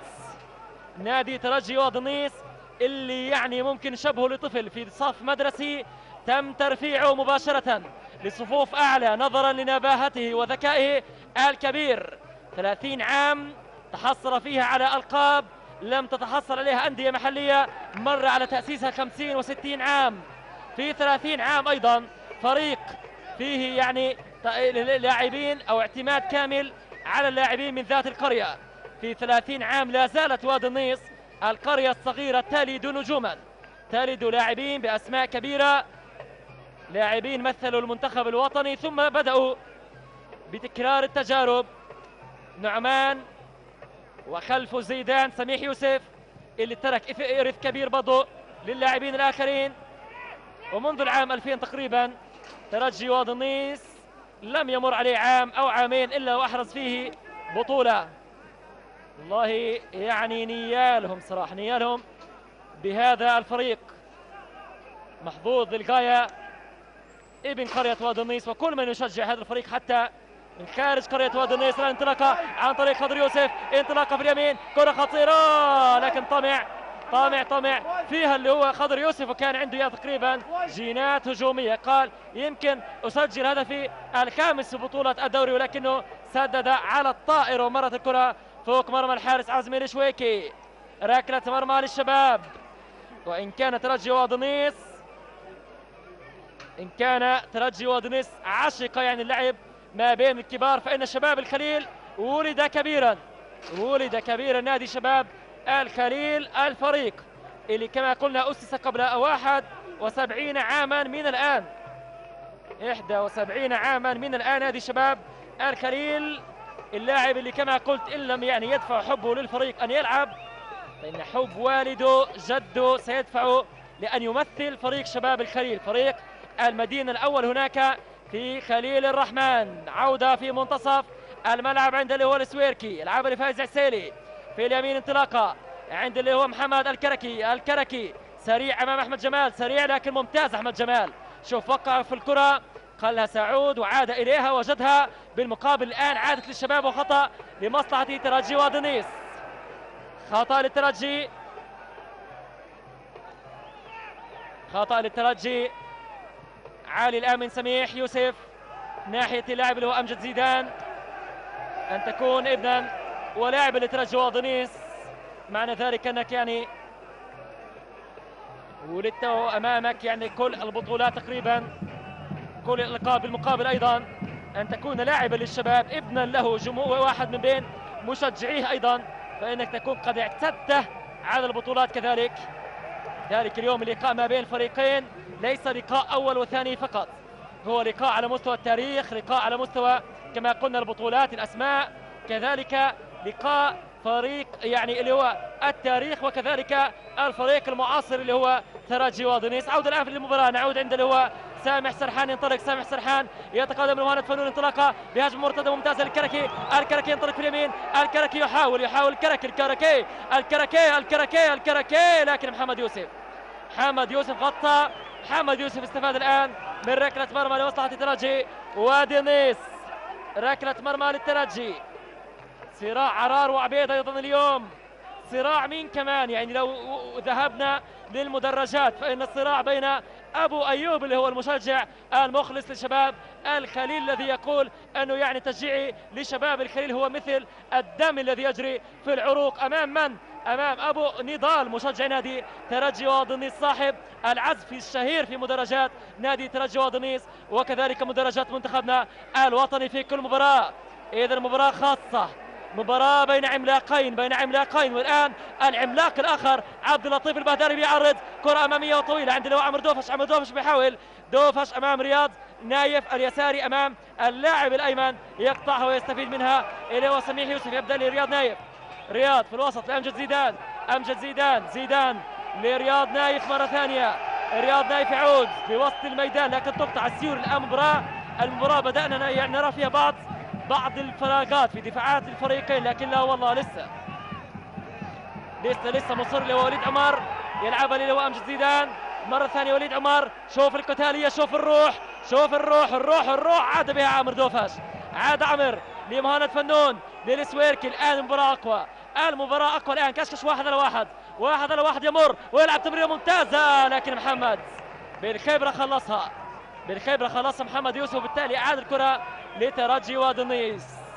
مباراة صد ورد، يعني مرة يهجم الأبيض يتراجع الأزرق بكامله، وعندما ينطلق الأزرق يتراجع الأبيض والأسود بكامل صفوفه بكامل لاعبيه. لو ضغط فريق على فريق في مناطق، واعتقد انه سنشاهد فراغات على الاقل في الدفاع وفرص اكثر في هذا اللقاء. لكن حتى الآن والشوط الثاني تقريبا يعني أقل من ما شاهدنا في الشوط الأول من ناحية الفرص، على الأقل من ناحية الفرص الخطيرة على المرميين. وبالتالي الآن انطلاقا لمصلحة اللي هو خضر يوسف، تعود الكركي. هل رضي الفريقان بنتيجة التعادل؟ لكن الكركي مشوار من الكركي، وركلة مرمى الآن لمصلحة نادي ترجي ودنيس. لاعب برضو الكركي اليوم قدم مباراة مميزة الصراحة.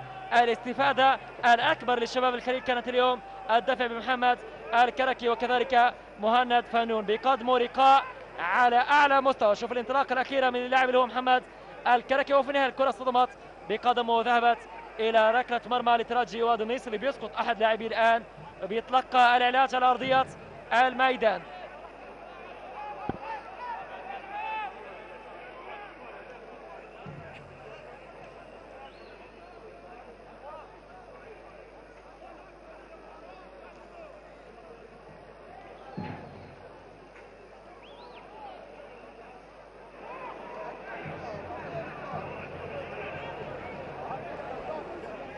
سلامات للكبير محمد يوسف. إذا ما استمرت المباراة بنتيجة التعادل فإن رصيد ترجي ودنيس سيرتفع إلى 26 نقطة ويضمن الصدارة لجولة جديدة. هو حتى لو خسر سيبقى متصدرا، لكنه سيوسع إذا الفارق. بالمقابل رصيد شباب الخليل سيرتفع إلى 22 نقطة وسيكون مركزه الثاني مهدد من فريقين. شباب الخضر عندما يلعب غدا امام جبال المكبر في مباراه ستنقل لكم على الهواء مباشره في تمام هذه الساعه الثالثه ايضا، او تمام الساعه اللي بدات عليها هذه المباراه. يلعب امام جبال المكبر وكان قد انتصر في الذهاب طبعا بنتيجه 3 أهداف مقابل هدف وحيد، بينما بلاطه سيلعب امام نادي اهلي الخليل، او يلعب الان امام اهلي الخليل. لا لسه على الساعه أو في تمام الساعة السادسة بلاطة سيلعب أمام أهلي الخليل، وإذا ما حقق الانتصار فإنه سيتخطى شباب الخليل. هذا إذا ما استمرت المباراة متعادلة. لكن إيش لو قلنا لكم إن المباراة فيها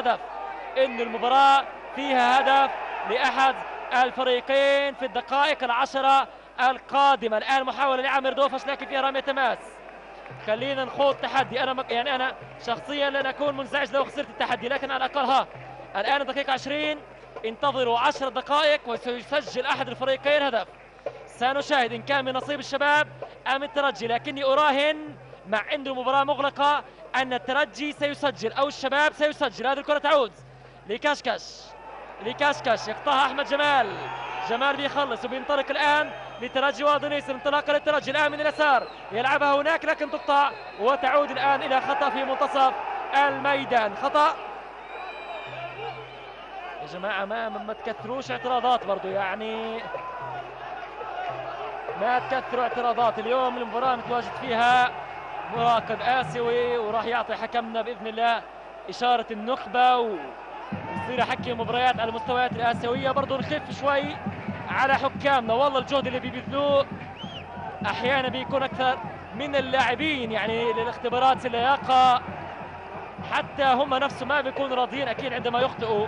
الحكم برضو بشر وبيخطئ، لكن صدقوني حتى الحكم نفسه ما بيكون راضي عندما يخطئ. هو بالأساس يريد أن يخرج بالمباراة بأجمل صورة لكي يقال أنه الحكم الأفضل بنفس الطريقة التي يحاول فيها اللاعب أن يثبت أنه الأفضل.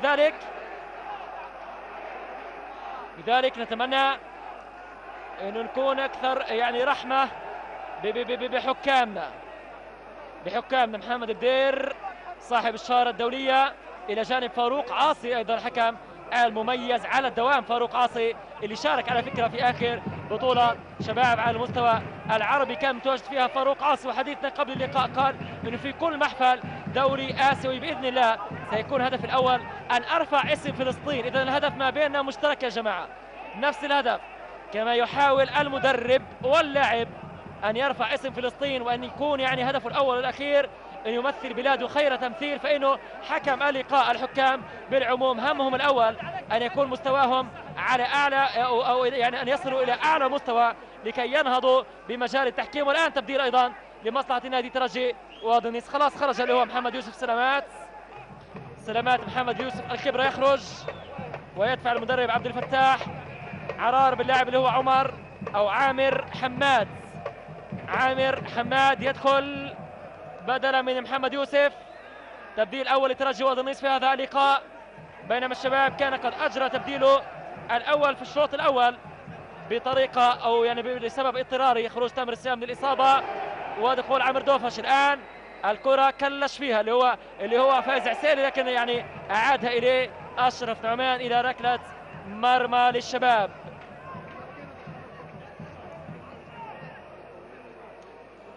اليوم ايضا الظاهريه وهلال القدس يلعبوا في نفس التوقيت، بلاطه واهلي الخليل. وغدا تستكمل المرحله الثانيه عشر والاولى من الاياب بلقاء ثقافي طول كرم ومؤسسه البيره، وكذلك الخضر والمكبر واسلامي كالقيليا والامعه. لتصحيح للمعلومه اللي ذكرناها في الشوط الاول، اللي هو محمد غضنفري المراقب الاسيوي سيتواجد في لقاء الغد ما بين جبل المكبر والخضر، وليس لقاء الهلال والظاهريه، لانه بالاساس لقاء الهلال والظاهريه يقام الان في نفس التوقيت. اذا غدا ليراقب الحكم اللي هو جواد عاصي ويعطيه اشاره النخبه باذن الله، يعني الاشاره اللي هي اعلى تقريبا من الاشاره الدوليه. وبعدها سيكون بامكان جواد عاصي او بدير ايضا ان يشاركوا في مباريات على المستوى الاسيوي. هذا طبعا بعد قرار اللي هو محمد غضنفري المراقب الاسيوي اللي هو من دوله الكويت الشقيقه، المتواجد الان على ارضيه او في يعني درجات الملعب. عوده الان عند عمرو دوفش، مهاره عاليه لمهند فنون او اللي هو كشكاش لمهند فنون، مهند السيوري في اليسار اللي هو اكرم السيوري عاليه جدا، ما فيها اي تقريبا يعني فكره او هدف معين، لكن ايضا بيخرجها اللاعب اللي هو عامر جمال الى رميه تماس لشباب الخليل. رميه تماس للشباب ترجع الان عند اللي هو اشرف نعمان، بيحاول يترجي عند خضر يوسف، وسط الملعب المزدحم تقريبا ب10 لاعبين، 5 هنا و5 هناك، وبالتالي مباراة جد تكتيكية وجد يعني مغلقة ما بين الفريقين، خاصة في شوطها الثاني. حسدناهم قلنا لهم يعني في الشوط الأول الأداء مش مكفي، جونا بالشوط الثاني لسه يعني بتعليمات متزمتة أكثر. لكن الآن انطلاقة لسامح سرحان، يا سامح حاول أن يلعبها بوجه القدم اللي هو محمد الكركي، ولكن كانت طويلة على محمد الكركي. جمهور الشباب يدعو لاعبيه في هذه اللحظات لتسجيل أول أهداف، بالمقابل جمهور الترجي من خلف الشاشات وعلى أرضية الميدان دعوة واحدة. الله يوفقك يا أخوي، ابن عمي أو يعني ابن الخال أو الجار، كلهم من نفس العائلة، وبالتالي الشعور والانتماء يكون حتى يمكن بنسبة أكبر، قرابة وفريق واللعب يعني الفريق أيضا الممتع يجبر أبناء البلدة على تشجيع هذا الفريق بكل ما أوتوا، بكل أسلوب، بكل طريقة. الآن ركلة ركنية للشباب عالية رأسية إبعاد، والكرة برضو تبعد وتعود مرة ثانية للشباب عند أكرم السيوري. كرة أمامية وطويلة لكنها سهلة إلى ركلة مرمى. الآن أحد الزملاء يخبرني أنه نادي الظاهرية شباب الظاهرية يتقدم على هلال القدس بهدف لا شيء، لا أعلم تحديدا أي دقيقة من المباراة، لكن النتيجة هي تقدم الظاهرية على الهلال بهدف لا شيء، وبالتالي رصيد الظاهرية سيرتفع إلى 22 نقطة ويصبح في الترتيب الثاني مؤقتا قبل نهاية هذا اللقاء، وقبل أن نعرف نتيجة برضو البلاطة اليوم وكذلك مباراة الخضر غدا.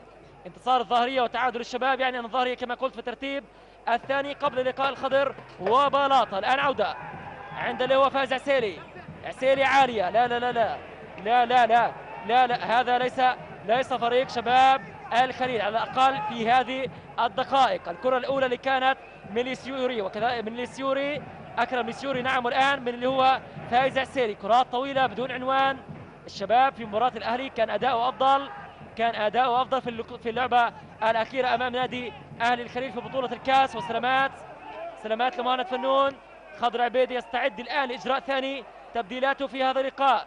أشاهد على الخط الجانبي اللي هو يوسف الأشهب، يمكن يدخل بدل اللي هو أكرم السيوري أو بدل عمارية، يعني إن كان سيخرج اللي هو السيوري وبالتالي تبديل بتبديل لاعب بلاعب، وإن أخرج عمارية فإن السيوري سيذهب لقلب الدفاع ويوسف يلعب في اليسار. سنشاهد قرار خضر عبيد لكنه يتأخر في تبديل، نعم يتأخر في إجراء تبديله لأنه اللي هو مهند فنون يسقط الآن على أرضية الميدان. سلامات لمهند فنون، عين عليك باردة تماما، اللاعب اللي امتدحناه كثيرا في هذا اللقاء وقدم مباراة مميزة للغاية في وسط الميدان. مهند فنون اللاعب الشاب والإضافة القوية لنادي شباب الخليل، يعالج من أشرف نعمان. هذه هي الروح الرياضية التي نبغى دائما أن نشاهدها في دورينا.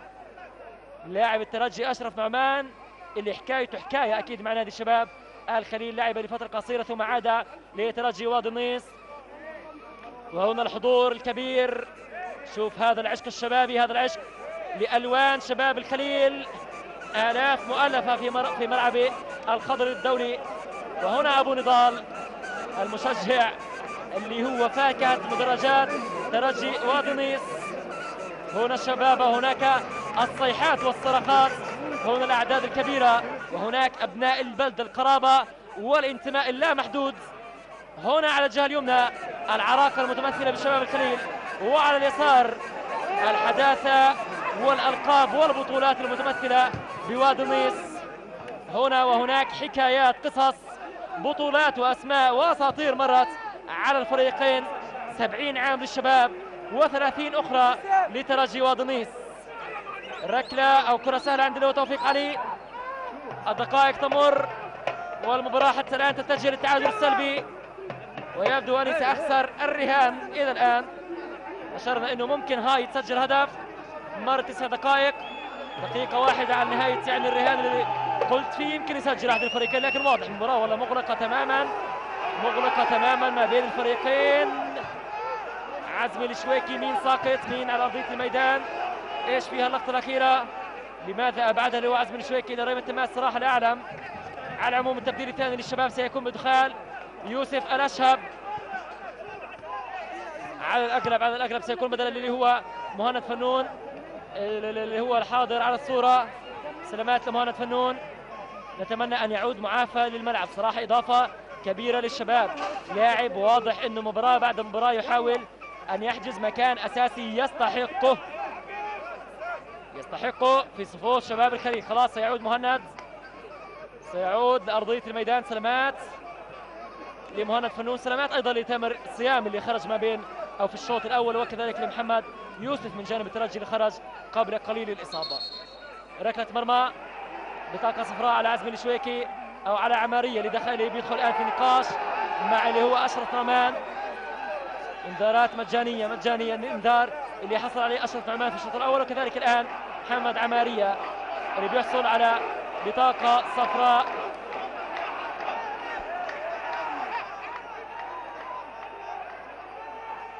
رائع الأداء اللي يقدمه محمد بدير في هذا اللقاء، الحكم الدولي اللي بيقدم دائما أداء ثابت. محمد بدير اللي بيستحق في كل مرة الإشادة، صراحة أداء عالي مميز لمحمد بدير وللطاقم المساعد معاه اليوم اللي يكون من اللي هو فاروق عاصي وكذلك أمين الحلبي. حتى الآن يخرجوا في المباراة بصورة طيبة، ويبقى أكيد الأداء تبقى، الفرص تبقى، أو يبقى الدور على اللاعبين على أرضية الميدان لأن يقدموا اللي هي الهدية اللي بينتظرها جمهورهم. أكيد الهدية لن تأتي من حكم اللقاء والحديث لجمهور الفريقين. الآن رمي تماس عند مهند فنون، ترجع فيها برضو رمي تماس للشباب. ربع ساعة أخير، ربع ساعة وتبديل الآن للشباب، دخول يوسف الأشهب بدلا من محمد الكركي، لم يدخل لا بدلا للسيوري ولا كذلك بدلا من عمارية. اللي بيخرج اللي هو محمد الكركي. برافو محمد، أداء مميز صراحة اليوم في هذا اللقاء لمحمد الكركي. حاول قدر استطاعته وقدر يعني خبرته أن يقدم ما عليه في هذا اللقاء، والآن يدخل لاعب شاب ويعوض بلاعب شاب آخر اللي هو يوسف الأشهب. سنشاهد تبديل التكتيك الذي سيتبع انتهى هذا التبديل على أرضية الميدان، لكن تقطع الكرة وتعود مرة ثانية. شوط ثاني ما في فرص، شوط ثاني على عكس الشوط الأول اللي ما كنا راضين عليه، لكن يبدو أنه كنا في نعمة يعني مع الشوط الأول لأن الشوط الثاني واضح مغلق تماما ما بين الفريقين. شوط المدربين، والآن السويركي بيرجع بالكرة، أشرف نعمان بيتدخل وبيحاول بيتقدم، ورمية تماس الآن لمصلحة نادي شباب والترجي وادي. إذن صاحب الهدف الوحيد للظاهرية كما ذكرنا، الظاهرية متقدم بهدف لا شيء، لكن صاحب الهدف الوحيد هو فادي زيدان. إحدى التعزيزات الجديدة لنادي الظاهرية، فادي زيدان هو مسجل الهدف الوحيد كما يشير إلينا أحد الزملاء مشكورا. إذن فادي زيدان 1، هلال قدس لا شيء، والظاهرية بهذه النتيجة يرتقي للترتيب الثاني مؤقتا. والآن خطأ، الآن خطأ لمصلحة نادي ترجي وادي. خطأ لترجي وادي، وحتى الآن تعادل سلبي. الشباب سيبتعد أكثر عن الصدارة، سيبقى الفارق 4 نقاط، لكن إذا ما انتصر أيضا الخضر بلاطة، ولحد الآن الظاهرية متقدم، بالتالي الشباب سيصبح أو يتراجع إلى الترتيب الرابع بدلا من الثاني. بالتالي مهم للغاية أن يحقق الشباب الانتصار اليوم، لكن هل أن الأدوات التي يلعب بها شباب الخليل تخدم حتى ليس في هذا اللقاء فقط، في بقية مباريات الدوري لأن يفوز باللقب؟ هل هذا الفريق أقوى مثلا من فريق الموسم الماضي؟ على الأقل برأي شخصي لا أعتقد، إلا إن جد جديد على تشكيلة الشباب، إن كان هناك تعزيزات جديدة، وإن حدث انسجام أكبر ما بين اللاعبين، وأن يعني هؤلاء اللاعبين كمهند فنون وكذلك دوفاش أعطوا ثقة، وكذلك يعني مباريات أكثر. الآن تعود الكرة لدوفاش، ممكن يكذبنا الشباب في هذه اللقطة، لكن الكرة تصل سهلة لتوفيق علي، الدقائق تمر والنتيجة لا زالت تشير للتعادل السلبي. التعادل سيكون التعادل الثاني لنادي ترجي وادي في بطولة الدوري. تسلل، لكن الكرة عادت لنادي الشباب الخليل، وبالتالي حكم الساحة يكمل اللعب، والكرة أمامية وطويلة. وليد عمر بيتدخل، ترجع مرة ثانية عند اللي هو فايز عسيلي مع تبديل يوسف الأشهب، ذهب ليلعب على مستوى الجناح الأيمن السيوري على مستوى الظهير الأيمن بدلا من فايز عسيلي، والأشهب البديل كظهير أيسر. بالمقابل كشكش عاد كما بدأ في بداية اللقاء كرأس حربة بعد أن غير ولعب أو لعب على مستوى الجناح الأيمن. إذن الشباب على يسار الأشهب، قلبي الدفاع عماري والبهداري، وعلى اليمين كذلك السيوري، في الوسط فنون سرحان والسويركي، وفي الهجوم عسيلي والدوفش وكشكش. بالمقابل نادي ترجي وادي نفس التشكيلة تقريبا، التبديل الوحيد جعل تقريبا أحمد جمال يتراجع ليلعب على مستوى الجناح أو الظهير الأيسر عندما خرج محمد يوسف. بالمقابل عودة الآن لمصلحة نادي شباب الخليل، انطلاق عند فايز عسيري، طويلة. لقاء ما كان العشم فيه صراحة بهذه الطريقة، توقعنا لقاء أقوى، لقاء يعني فيه حماس ومتعة أكبر، على طريقة مثلا لقائهم هنا على ذات الملعب في بطولة كأس الشهيد ياسر عرفات في مطلع الموسم، عندما قدم الفريقان واحدة من أجمل لقاءات الأندية الفلسطينية في السنوات الأخيرة. 2-1 للشباب، لكن ضاعت في المباراة تلك فرص عديدة ولمحات فنية عديدة شاهدناها وأهداف على مستوى عالي، لكن اليوم برضو يعني حسابات خاصة لكل مباراة. الشباب لا يريد أن يفقد النقاط، الترجي لا يريد أن يقرب الفرق منه أكثر. والآن ركلة حرة للشباب، عند سامح سرحان بيلعب كرة عالية، لكن توفيق علي ممتاز، يخرج بثبات ويمسك الكرة الأخيرة.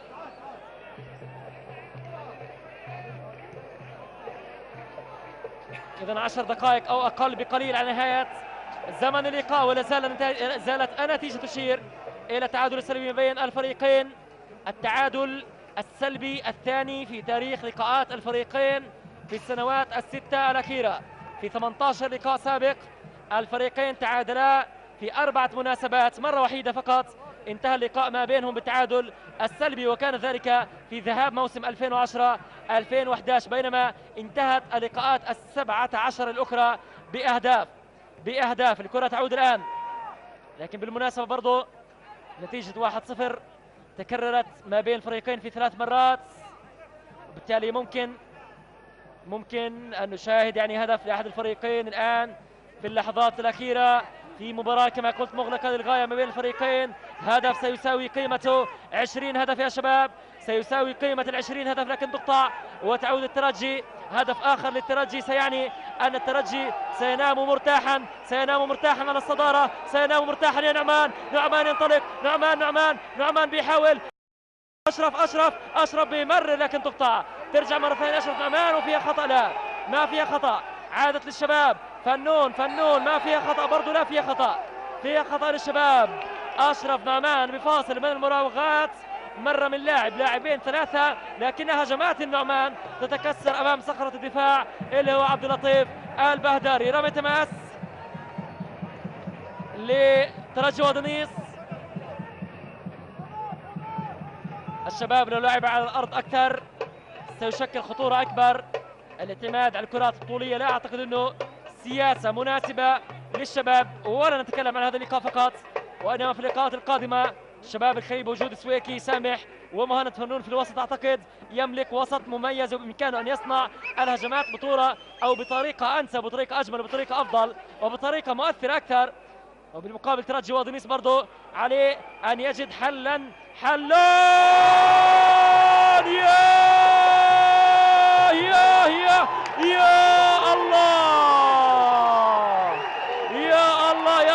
يا الله على هذا الهدف، على هذا الصاروخ. عابر للقارات الآن عن طريق عامر جمال.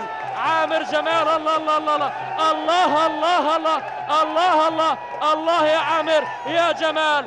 الترجي جول في هذه اللحظات. أشرف نعمان جاب أشرف وجاب عامر. الله يا ولد لعيب حريف يا عامر. عامر جمال. ايش هالجمال يا عامر، من اين لك هذا؟ من اين اتيت بهذا يا عامر يا جمال؟ صغير لكنه كبير، صغير بسنه، كبير بقدره، بقيمته، بعطائه، بتصويبته، بيساريته. الله امام البهداري، امام لاعبين، ثم الكرة. والله لو كان 3 حراس في المرمى لن يكون بإمكانهم أن يتصدوا للعبة الأخيرة. عالمي يا عامر يا جمال. عامر جمال بيسجل هدف خرافة. هذه خرافة يا عامر يا جمال. هدف لا كان على البال ولا على الخاطر يا عامر، لا كان على البال ولا على الخاطر. والترجي الترجي يسجل، ودنيس تنتفض الآن عن عرشها في هذه اللحظات. الترجي سجل ودنيس جول في هذه اللحظات، والشباب الآن يبحث عن التعويض. كرة القدم تبتسم الآن لجهد ترجي ودنيس في الشوط الأول، تبتسم الآن لأبناء البلدة، تبتسم ل900 نسمة، تبتسم للبلدة التي تبعد عن بيت لحم 10 كيلومترات. سيعود فيها مهرولا الترجي، وتوفيق بعدها لا شبعادها المباراة. يا ريته كان الهدف في توقيت مبكر صراحة، يا ريته كان في توقيت مبكر لكي نرى لقاء آخر. لكن أي كرة وأي هدف وأي روعة وأي تصويبة وأي إمكانات تحتفظ بها اللي هو عامر جمال، ويسجل هدفا، أو عامر حماد نعم سجل في هذه اللحظات. لكن كلهم واحد، إذا وادي النيس ما كانت كلها واحد، مين من أنديتنا راح يكون؟ أكيد كلهم أبناء العمومة، الأخوة الأشقاء، وكذلك أبناء البلد. الآن يسجل لهم عامر حماد، والتبديل الآن لترجي ودنيس، بخروج اللاعب اللي هو 15 خضر جمال يخرج. هدف في أحلى توقيت أكيد، وتوفيق الفواغر دخل، والانطلاقة للترجي.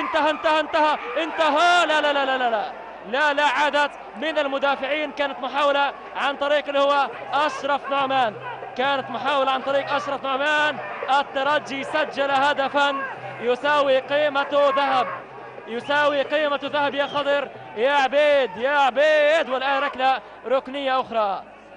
يا الله، الشباب سيبتعد الآن بفارق 7 نقاط كاملة، بفارق 7 نقاط كاملة عن الصدارة، والترجي في طريق مفتوح، يبدو أنه سيكون في طريق مفتوح على الأقل مع أولى اللقاءات. وتخيلوا مشاهدينا الأعزاء أن ترجي وادي النيس في 5 مواسم سابقة لم يسبق له أن حقق الانتصار على شباب الخليل في مباراتي الذهاب وإياب. الآن يفعل ما عجز عن فعله في 5 مواسم سابقة كاملة. الشباب فعلها، فاز ذهابا وإيابا في الموسمين أو الموسمين المنصرمين، نعم، لكن ترجي وادي النيس لأول مرة ينتصر على الشباب في ذات الموسم ذهابا وإيابا. الترجي بالكعب العالي، الترجي باللي هو البديل الناجح، الورقة الرابحة اللي هو عبد الفتاح عرار اللاعب عامر حماد، وبطاقة بكل تأكيد صفراء للاعب اللي هو أكرم السيوري. واضح للغاية أن البطاقة الصفراء والخطأ ذاته يا أكرم يا سوري ما أثر على ترجي وادي النيس بالقدر اللي أثر فيه على شباب الخليل. الآن 3 دقائق يشير إليها معاذ سماحة، 3 دقائق يشير إليها معاذ سماحة الحكم الرابع في هذا اللقاء بإشارة من محمد بدير. الترجي خطف المباراة، الترجي خطف المباراة. الطفل كما قلنا عندما بدأ في 30 عام على تأسيس، عندما وصل 30 عمره كان قد تحصل على كل الألقاب الممكنة إلا درع الاتحاد. ترجي وادي النيس ببطولة دوري و3 ألقاب للكاس، وبطولة لأبو عمار أو بطولة الشهيد ياسر عرفات، وكذلك بطولة كأس فلسطين أو السوبر الفلسطيني في مناسبة وحيدة في هذا الموسم. أيضا يبدو أن طموح الترجي لن يكون أقل من ذلك، أيضا الحصول على بطولة دوري أو كأس. والتصويبة من أشرف، التصويبة من نعمان ولكنها تمر بجانب مرمى عزمي الشويكي. 3 دقائق أخيرة، إما أن يعود الشباب ويخرج بأقل الأضرار، وإما أن يحقق الترجي أغلى انتصار في بطولة الدوري في 12 مباراة خاضها مع هذه المباراة. نعم سيكون الانتصار الأغلى على الثاني، على الوصيف، على المطارد، على الملاحق، على الظل. الآن يبتعد الشباب أكثر، الآن 7 نقاط كاملة بينما كانت 4. ماذا ينتظر خضر عبيد الآن لكي يدفع بالظهيرين الأيمن والأيسر؟ نعم الآن يندفع اللي هو اللاعب يوسف الأشهب، وكذلك لسيوري. انطلاقة أمامية للشباب عن طريق لسيوري، القدم لسيوري يحاول ويلعب لعمر دوفش، هذه خطيرة. عمر دوفش باليسار، عمر دوفش بيساره عرضية، سميح يوسف خرجها والكرة عادت عند مين؟ عند الأشهب لفنون لسامح سرحان بيتقدم للشباب، يلعب كرة عالية لكنها تقطع وتلعب أمامية، تعود للسيوري. دقائق أخيرة يا شباب، أكون أو لا أكون، أحافظ على على الآمال أو لا. والآن الكرة إلى ركلة مرمى. طبعا بعد هذه المباراة لن ينتهي كل شيء، ولكن أسهم الترجي سترتفع وأسهم الشباب بالمقابل ستقل. والآن تبديل أخير في توقيت أكيد يحاول فيه المدرب عبد الفتاح عرار أن يضيع آخر دقائق من المباراة، اللي هو اللاعب زيدان سيخرج. إذن أمجد زيدان نعم سيخرج، وسيدخل اللاعب اللي هو الخبرة عامر حماد. هذا هو عامر أبو حماد، بينما مسجل الهدف الوحيد هو عامر حماد عريس الليلة في قرية ترجي وادي النيس. اليوم راح يتدلل آخر دلال لعامر حماد صاحب الهدف الأغلى لترجي وادي النيس في بطولة الدوري هذا الموسم إلى الآن. عامر هو مش هو جول ليس فقط من أهمية الهدف، لم يكن ثمينا بأهميته، بل بالطريقة التي جاء فيها من تصويبة مميزة للغاية من عامر حماد. وحقه الآن لأبناء وادي النيس أن يفخروا بهذا الفريق، أن يفخروا بهذا النادي، بهذه الأسماء. ولا أعلم صراحة هل بإمكان بلدة وادي النيس أن تنجب فريقا بهذه القيمة مرة أخرى، فريقا بهذه الكيفية مرة أخرى، بهذه الأسماء. والكرة خطيرة للشباب، دبل كيك يا كشكش، لكنها تعود وفيها خطأ لمصلحة نادي ترجي وادي النيس. الآن خلاص تبدأ الاحتفالات لوادي النيس، المباراة التي ستكون واحدة من بين أهم المفاصل في بطولة الدوري. نعم انتصر فيها ترجي وادي النيس، مبروك وألف ألف ألف مبروك لترجي وادي النيس، هذا الانتصار المستحق في هذا اللقاء. الترجي ينتصر، الترجي يحقق أمنيات جمهوره، أحلامه، والترجي الكبير في 30 عاما لا زال الترجي كبيرا، ولد وفي فمه ملعقة من ذهب. ترجي وادي النيس ولد فوجد نفسه كبيرا. فريق ترجي وادي النيس اليوم يحقق انتصار غالي وثمين، النقاط الثلاثة الأغلى. وعامر حماد والله راح يعملوا لك ليلة ولكنها صارت يا عامر يا حماد. اليوم بالفعل ترجي وادي النيس يحقق الانتصار الأصعب في بطولة الدوري. مبروك للترجي، هارد لك للشباب، لجمهور الشباب، لحكام اللقاء. أكيد اليوم يعطيكم ألف عافية، لزملائنا أيضا في يعني نقل هذا اللقاء، أكيد برضو يعطيكم ألف عافية. مشاهدينا الأعزاء خلاص وصلنا معكم لختام تغطيتنا لهذا اللقاء. هارد لك للاعبي الشباب، لجمهورهم جميعا. مبروك لترجي وادي النيس، الفريق الاستثناء، الإعجاز، الفريق الذي لم يمر على تاريخ الرياضة الفلسطينية.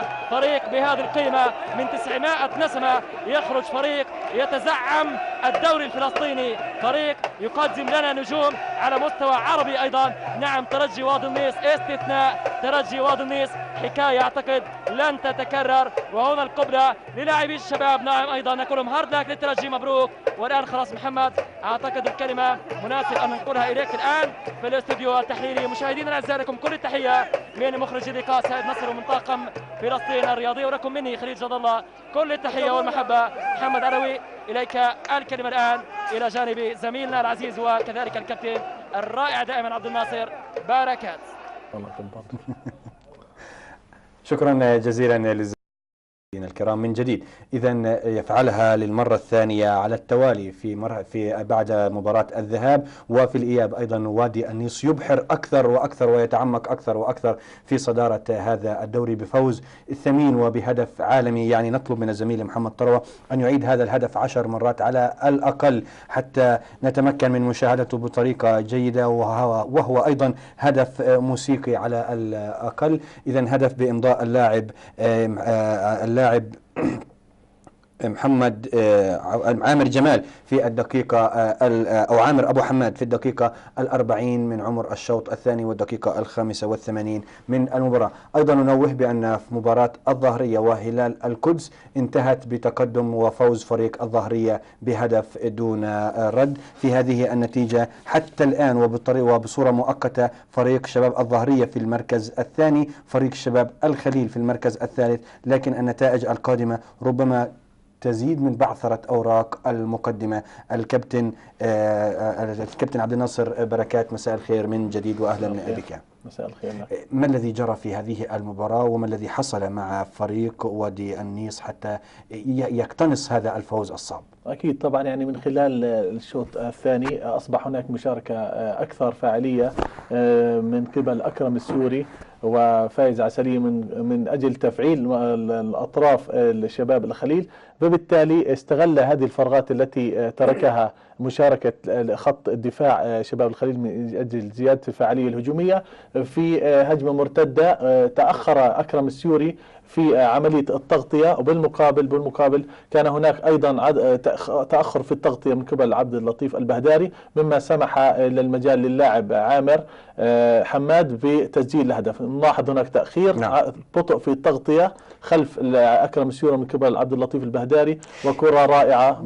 برأيك كابتن عبد الناصر بأنه الحل كان مثالي لهذا اللاعب، أنه لاعبين محاصرينه فيعني سدد على الطائر، وفي النفس وبالتأكيد الحارس أيضا تفاجأ فيها. أكيد يعني لم يكن هناك إلا خيار التسديد، لأنه لم يكن أي أحد من لاعبين وادي النيس في صندوق ال18 من أجل رفع الكرة يعني عكسية. كان هناك يعني خيار واحد هو التسديد وتجربة الحظ، وكانت التسديدة رائعة في المقص البعيد والتي عجز عزمي الشويكي رغم تألقه في هذا اللقاء عن صدها، وكان طبعا من أغلى الأهداف كونها